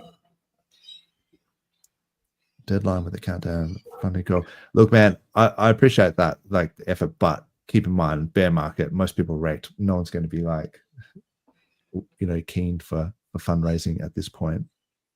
Or sacrificing. Or sacrificing. Yeah, I think it's like that's I'm feeling the temperature of the room, and it's like I think people are over sacks at this point. Maybe if our coins do like 100x, then everyone will be in the sacrificing mood. Oh, we could pay for more marketing then too. Yeah. I love the idea though. getting some funds together. There's some people that, would be happy to, would like to do it. But yeah, once more people have gains, I reckon it'd be a good time to really get into there. If they even need the money to upgrade it, they might just be wanting to do it at a slower pace. Sometimes going full speed ahead, we've seen that, and it just everything falls over. So get it right. Maybe they're happy with the pace they're working at as well. Yeah, don't need to rush things. Rather get it right first time, wouldn't you? 100%. Yeah, Tom, I just was thinking, hasn't Tom got some sort of new project going with his, how he did the documentary, and we had him on, and he's done a couple of these things, and I think he's got a new, like a collective, I think it's some sort of like film producer collective or something. You might have to tell us more about it, Tom, and then we can shout it out. Now there was more things from the RH stream which I thought were bullish. I just like to see RH talking and giving us a few nuggets. So I'll just click on a couple of them maybe. I think it's just because like Bitcoin's been doing really well and everything's been going up, but the Bitcoin dominance is huge and we haven't seen everything else go up just yet. But that's just the way it plays out. Like normally it's like your lower risk assets that do well. It all comes from the global liquidity, right? Like they've actually had some QE just recently where the Federal Reserve had bought some 3-year and 10-year bonds, like treasury bonds. And so that's effectively like increasing the money supply. And so that was like a stealth thing that happened during the week. So that because the Federal Reserve had talked about decreasing the quantitative tightening. And so it was still tightening, but at a lower degree, like a lower rate of tightening. But that wasn't the same as actually like easing and printing money. But then during the week, we've just seen this literally buying up. It was like $20 million, $30 million worth of like 3-year, 10-year treasury bonds. And that, I think the market just took that as like, holy crap, they're printing, the printer goes burr, and the markets have really responded to that. So maybe we'll see, Bitcoin go to the next leg up and sort of break that all-time high of whatever it was, 107K or whatever. Yeah, 7 or 8. I think speaking of the money printing, sorry to interrupt you. I don't know if it was a thing or not. I seen yesterday late last night, Whale Watch or Whale something account, 93. I think I've seen 93 USDC million get printed. Is that, can someone confirm that? Could have been USDT. So generally the Watcher Guru guys, they always update you on that sort of stuff, or the Whale Watcher sort of thing. Tether will print like 1 billion Tether, every fortnight, it seems. Well, maybe not so much, but like maybe once a month or so, they will print like 1 billion Tether, and hopefully they have the reserves for that. That's the assumption, is that they're actually got some real world assets to back that up. To back it up. And then that's why they can print it. But yeah, they've been doing that probably pretty solidly for the last 6 months, even to 12 months. So Tether and Circle printing both USDT and USDC. So yeah, that just means there's more liquidity, rising tide, all that good stuff. But this is, I think, is the first time that I've seen that people are talking about genuine QE. In fact, I think it was an Ivan repost. Yeah, it's this one here. So this is Ivan on Tech. Shout out to him. Has been a big supporter of, well, at least mentions us. Maybe not supports PulseChain, but sort of certainly mentions us. Sometimes has a bit of a laugh at our expense, but that's all good. So yeah, he said Fed started. Yeah, you got to be a bit of banter back and forth. That's right. That's right. I mean, even Banter Fam, like those guys, like at least they talk about us, So Fed started to increase balance sheet. QE is here, burr, And then whoops, this guy, Stealth QE. Today, the US Treasury auctioned 3-year Treasury bonds. They tried to sell 150 billion. So the US Treasury were auctioning Treasury bonds, like the 3-year bonds, and then SOMA is the Fed buying 20 billion. So that's effectively how they increase the money supply. Is they just do this swap where they have the Federal Reserve goes, here, I'll give you $20 billion, and then you give me some Treasury bonds. And they go, and it's like, didn't you both just print them out of thin air? Yeah. Well, maybe. Lovely. Because it's basically like shit coins. It's basically like having, some coin that you just made up, and then someone else with a coin that they made up, and then you just go, I'll give you 20 billion of these, and you give me 20 billion of those, and we did it. And then they effectively increase the money supply. So M2 has been going up as well, like flat out. And then so with interest rate cuts, I think happening in June, they're going to, reprice the debt, I guess, the 37 trillion US, $37 worth of $37 trillion worth of US debt, to bring those premiums down, really, because they can't keep paying, the amount that they have to pay back in interest, because it was 40% of the total tax revenue in the US for that last financial year. It was paid just to pay the interest on that debt. So it's unsustainable. They need to cut the rates. And also, with this whole tariff thing, markets getting spooked, or the fact that you just have this much inflation out there, the cost of living is so high. It's like the only way to make it seem right on paper is to print more money, which of course exacerbates the problem and makes it worse. Right. Yeah. But on paper, you go, hey, my house is worth $1 million. Now it's worth $2 million. But also, like, you get a $50 hamburger. So, but it's just because we have a broken money supply, a money system sort of structure. And this is just the way I think that they're going to get out of it, is by printing. Yeah. But which basically means that it'll flow into different, like the risk spectrum of assets out there, and stocks, Bitcoin, and then onto the alts. I feel like that's just the way it's done in the past. And then we'll probably get a massive recession when people start getting liquidated. Yeah, that's right. Michael Saylor buys one too many tops, and it all comes crashing down. But they don't care, because the elites, they know that they've got spare money. They can buy these crashes, buy the dips, and they can rinse and repeat and do it all again. Yeah. You see, bit off topics here, but sorry, you go first, Tribly. Stay on topic, and then I'll bring up this other thing. No, I was just going to say, I think it's inevitable to start printing, and yeah, we'll do. The consequences will be dealt with later. I've got a pretty bullish video actually from Trump. I can play in a minute if you want. I don't know if you saw that today. Should I play that quickly before we change topic? Yeah, go for it, please. This, if you're not already bullish by Bitcoin, Ethereum, and like RH coming back, this should surely top it off. It's the biggest bill of its kind ever in the history of this country. And Speaker Johnson and Leader Thune have done an incredible job. I mean, I'll let you know, we have to get a vote, but we have a lot of support for that bill.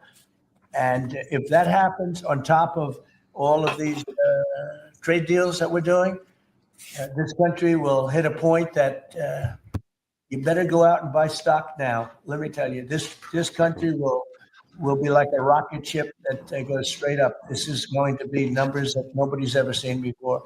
That's a very important element of all of this. If we get that, if you don't, and the Democrats are fighting it only because they want to fight. They have Trump derangement syndrome. If it was somebody else, they wouldn't fight. That was pretty much it. Yeah. That's amazing to see the president of the rocket ship just shilling, like just watch out for these rocket ships. It's like, Yeah, I think what he's done is a short-term scare, isn't it? But what I was going to say before was, did we see all the Chinese banks collapse lately? What's your Oh, I thoughts on didn't that? see that. I didn't know about that. Yeah, there's been about, I think, correct me if I'm wrong, someone, but I think it was 20, the number off the top of my head. Banks, Whoa. 20 Chinese banks have collapsed in the last couple of days.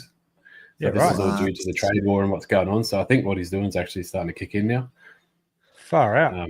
I think yeah, I've only it'll seen a definitely brief be thing on it. a long-term thing. I think that this will play out. You know, I saw Arthur Hayes talk about some of this stuff, and I really thought that what he was saying sounded quite likely. But one of the things he was saying is that, you know, you might find some of these big companies, it might take a long time to set up, you know, manufacturing in the US, but they don't have to fully implement like production in the US to be able to brag about it. All they have to do is start making the factories, start making the things, and then by the end of the year they can start claiming, you know, it's like RH, you know, calling it from the bottom, like the the price increase from the bottom. It's like you can frame things and say, well, oh, we've got Alibaba making a manufacturing plant in wherever, Sacramento or Phoenix or wherever, and then now we're making all of this stuff in the US, and that would have been billions of dollars that would have gone to China. So, but it probably will take them a few years to actually build up that infrastructure, but they can certainly start claiming it towards the end of the year, because I feel like, yeah, the constituents and everyone will want to start to see some gains. There's one clip that might just I'll see if this describes it better. On a risk reward basis in a new cycle trend, I want to own the most hated thing and not the most loved thing of the previous cycle. So what's the most hated L1? It's ETH.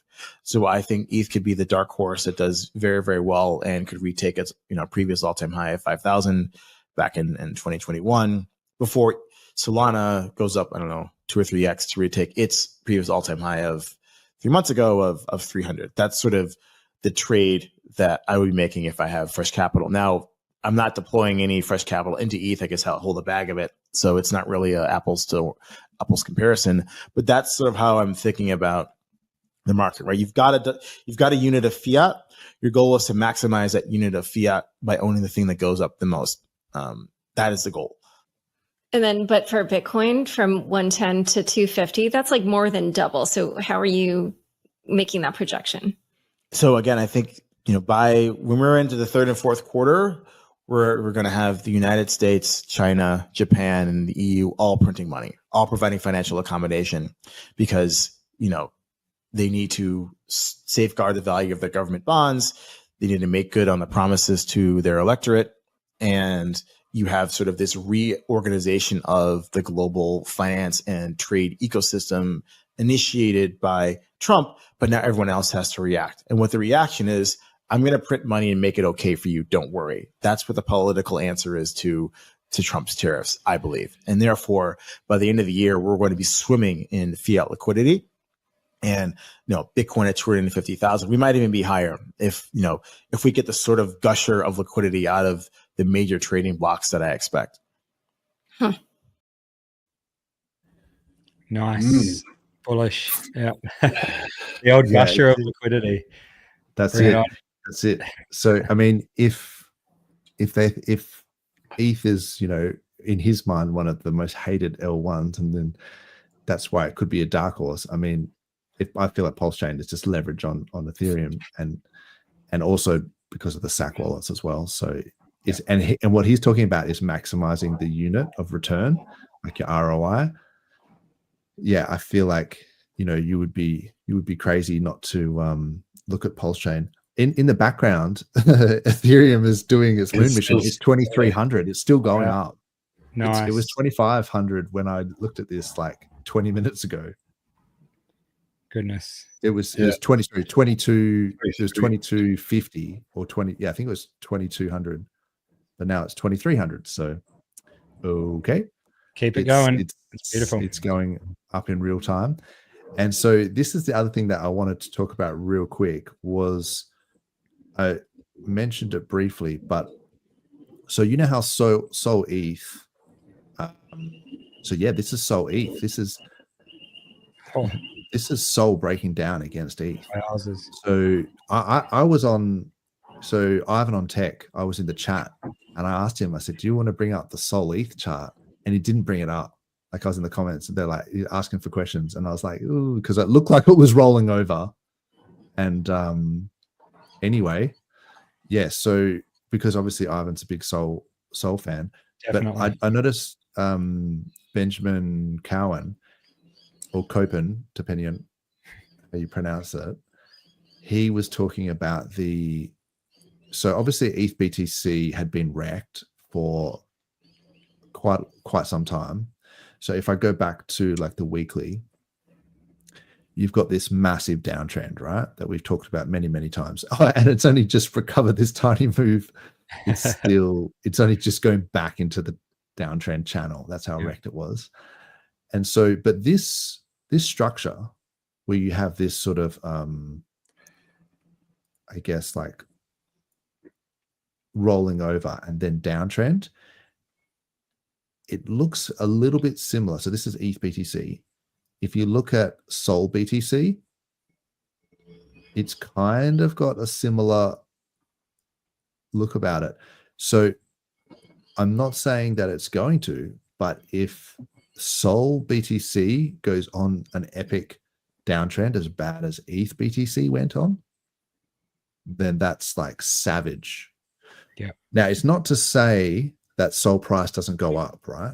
Because this is a ratio. So Sol price can still go up, but Bitcoin price can just go up faster. And then the Sol BTC ratio will go down. Yep. So yeah, that's interesting to think. I'm not sure that that's actually what's going to happen. It'll be interesting to see whether this sort of breaks down, and you could probably put like a fib retracement and just check it and things like that. Maybe I'll do that next time.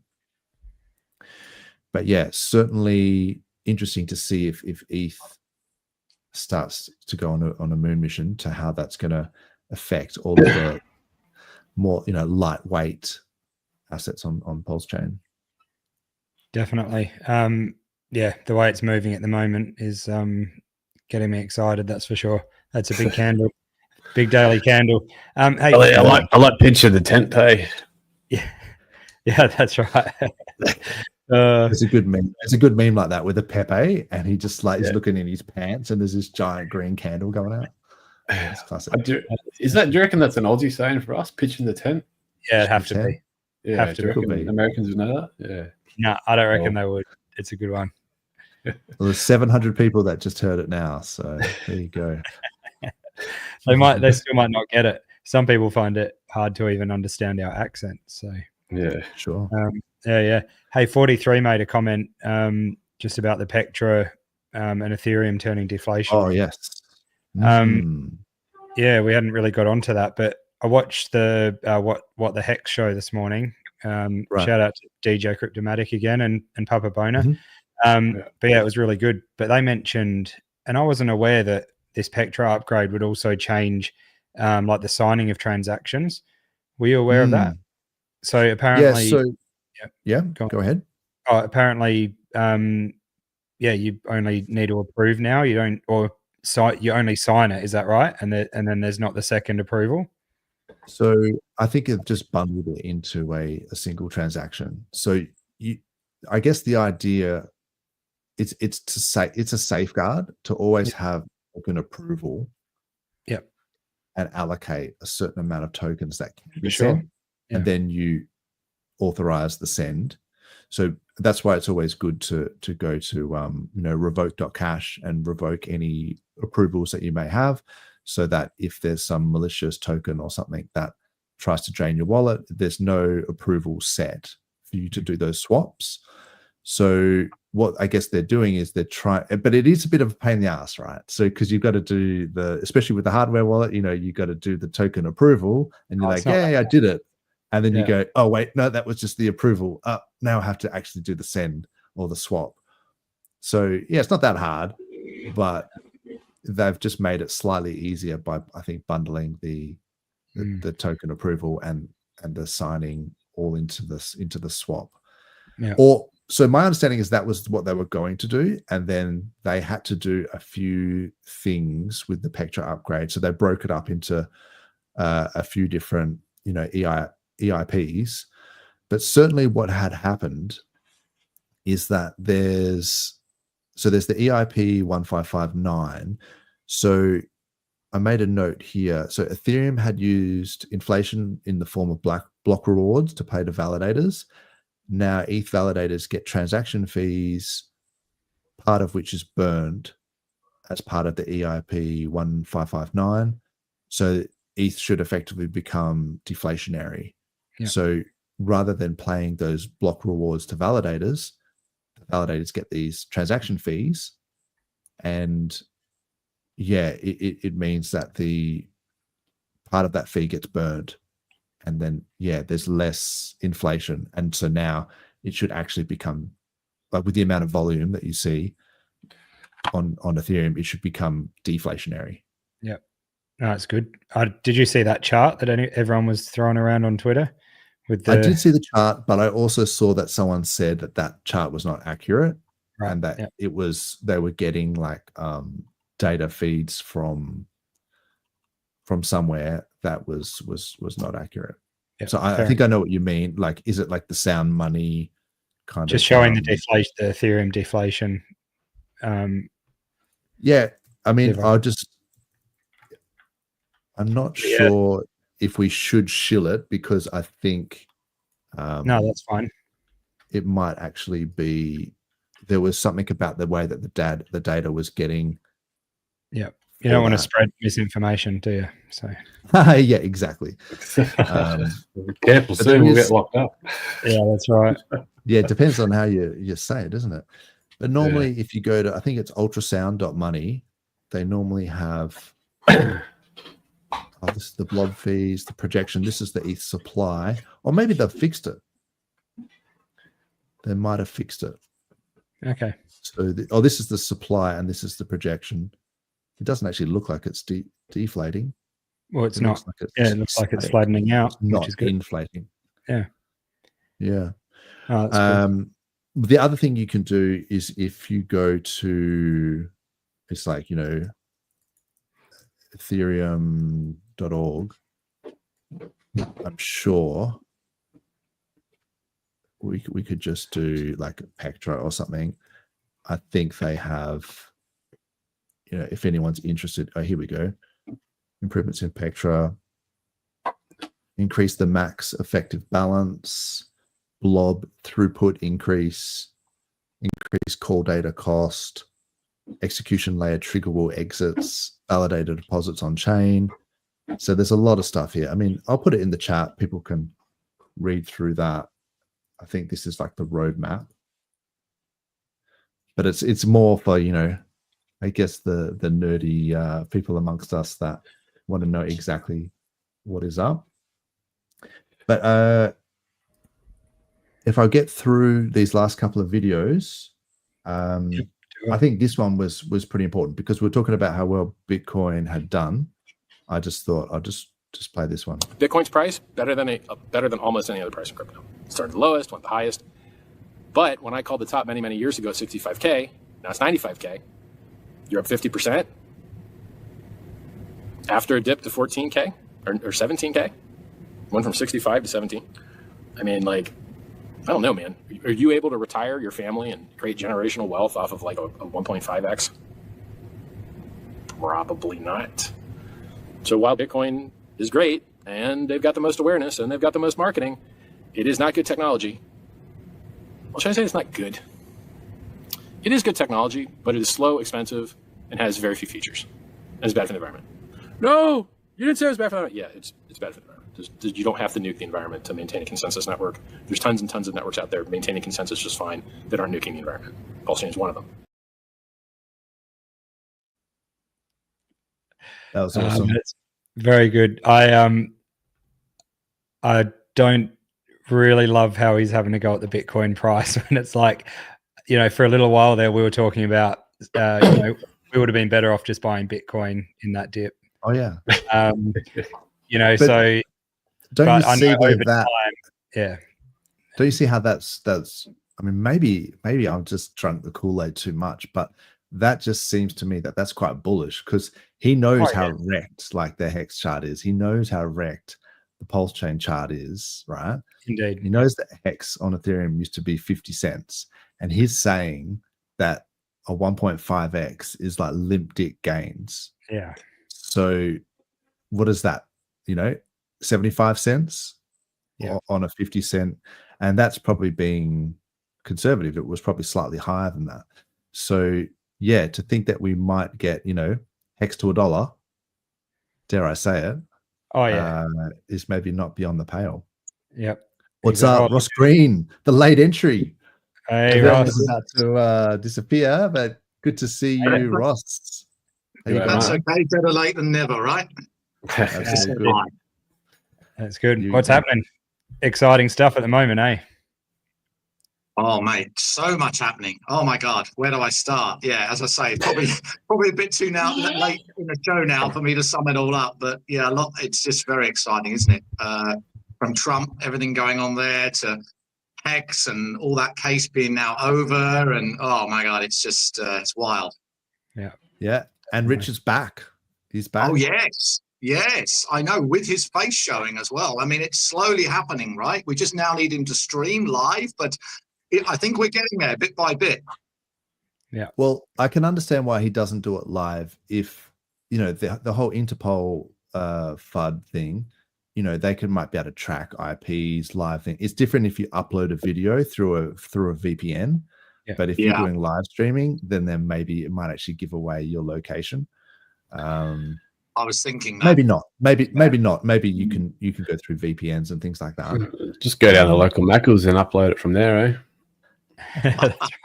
Maybe that's why he was whinging, because he was whinging to Elon Musk how long it was taking to upload Twitter. So because he uploaded it to Twitter, it was Hexo that put it on the channel, on the YouTube channel. So Richard was saying, why can't you make it that we can just upload audio files and not video? That's sort of how that started. So yeah, but imagine how he'd be feeling having a set up like that and be so careful. I know he was always careful, but really, having to sort of hide away just really sucks. And I know he'd be hanging, and that video was the start, wasn't it?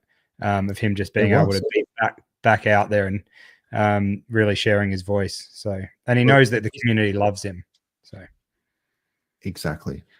This is the last one I'll show, but this only goes 15 seconds. But this illustrates that point. There's no reason I can't do more videos like this if something else pops in my head. So it's good hearing from you guys silently. I'm just going to assume all you guys are out there saying wonderful, beautiful things. Yeah.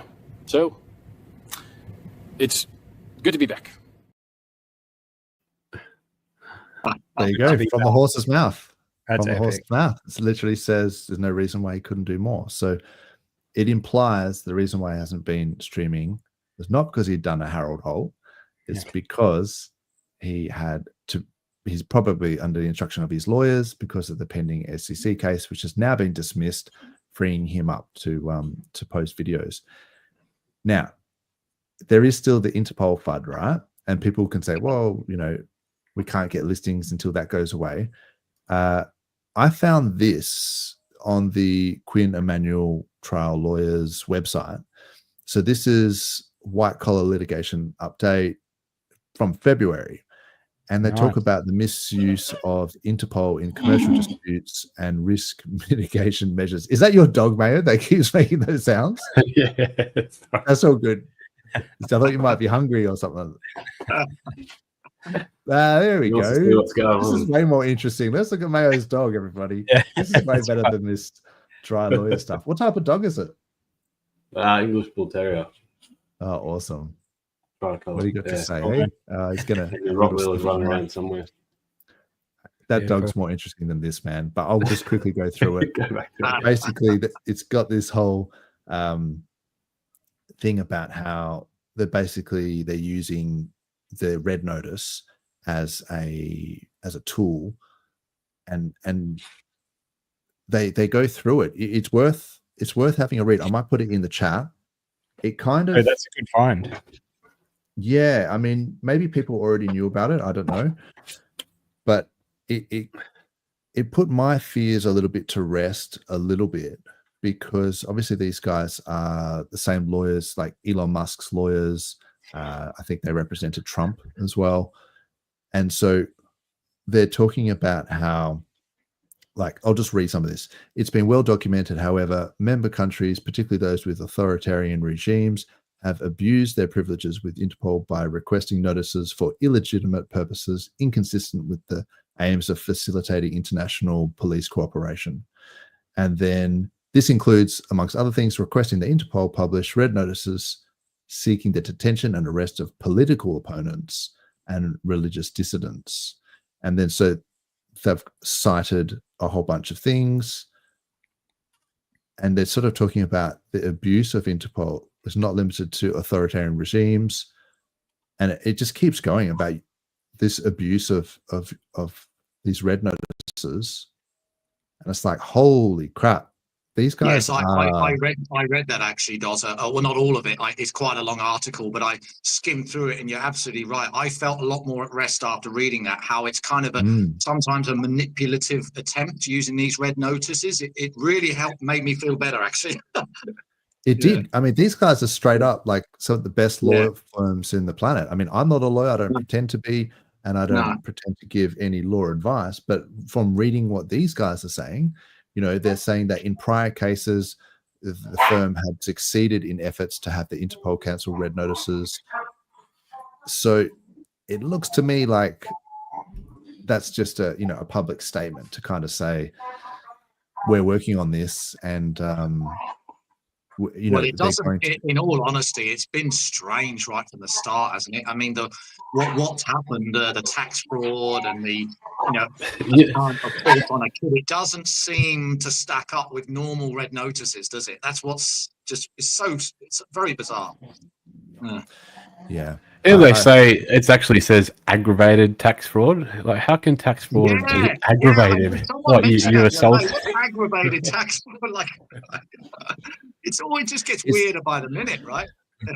It's also this same thing that I think Base Radian had a problem with earlier, when he was saying about the presumption of innocence, about how it's okay just to make a claim, and that therefore that claim is true without it going to trial. It's like, wait, no, that's not how the law works. So they're claiming aggravated tax evasion or whatever. It may turn out that there's an entity, either a charitable entity or a trust or something else that is in control of the SAC wallets, and it may not be in the Finnish government's jurisdiction, or maybe it is, but that's why you go to trial, right? That's why you can't just sort of defame people without actually going to trial. Yeah, absolutely. Anyway, I think most of us that's basically the final hurdle to clear now, isn't it? I mean, there's been so many hurdles and so many issues, but Hex is still there, never been hacked. PulseChain's still going. Like, the amount of ups and downs that the community has been through, PDI and everything. And, we're just so close now. It's just that final hurdle, surely. And the PDI exploit has now been resolved. Yeah. So, that whole MakerDAO thing got shut down, the emergency shutdown. So people can still buy it, and it's just a meme coin now. It's not just going to pay some extractor. Then the damage is done, of course, but, moving on, it's like people can free to buy it and as a meme coin. I mean, I would still say you might be better off buying Pulse or PulseX or Hex, but it's just a meme coin now. It's not like it doesn't pose the risks that it had before. And so this, the FUD with the Interpol thing, I guess that's our, shout out to Somi, because I stole this word from him, the information asymmetry. Like, that's our edge that we have that the rest of the market hasn't priced in yet, is that, the market hadn't priced in that Richard was going to win the case against the SEC. Yeah. Whereas we kind of did. and that now they're not pricing in the fact that he's probably going to get that red notice thing taken away. So yeah, that's just our edge, I guess. It won't be long, that's for sure. There's a good comment here. Sorry, I'll just bring up Shil Stradamus about PulseChain birthday video guaranteed, and that's like, I think that's like 4 or 5 days away, isn't it? Was it the 13th? 14th, 14th or 13th for us? Yeah, it might have been. It was the 14th, I reckon, for us. 13th. Yeah, 13th for US. So if we get another We're in video, the future. then, it sounds silly speculating over videos, but could be another really positive thing for PulseChain to see him again on that day. Yeah. Yeah, 2 years of PulseChain. So I think May 13 was when it went live. Maybe there was like a day or two while the AMM Fixerbot was doing its thing, and then we got access, and then the infamous bridge got clogged. Yeah. So that was but we all had our coins forked, but then we couldn't inject any more capital, and then the bridge unclogged, and the rest is history. But it does show that sometimes you gotta be on chain, ready to go, because once things start to pump and you want to try and bridge in, you may miss out on one of these god candles if you're I remember driving up to work, being on the side of the highway, trying to pull my laptop out, trying to bridge. I was doing the exact same thing. And it goes back to what KG was saying before. You need somewhere where you can easily inject capital if you need to. Yes. Yeah, Mayo, we're probably in the same parking bay, like one behind me. That's right. Just look over.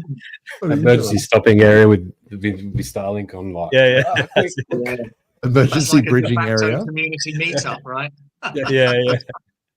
That's good together. You're both wearing hex.com hats. Oh, yeah. What's going on here?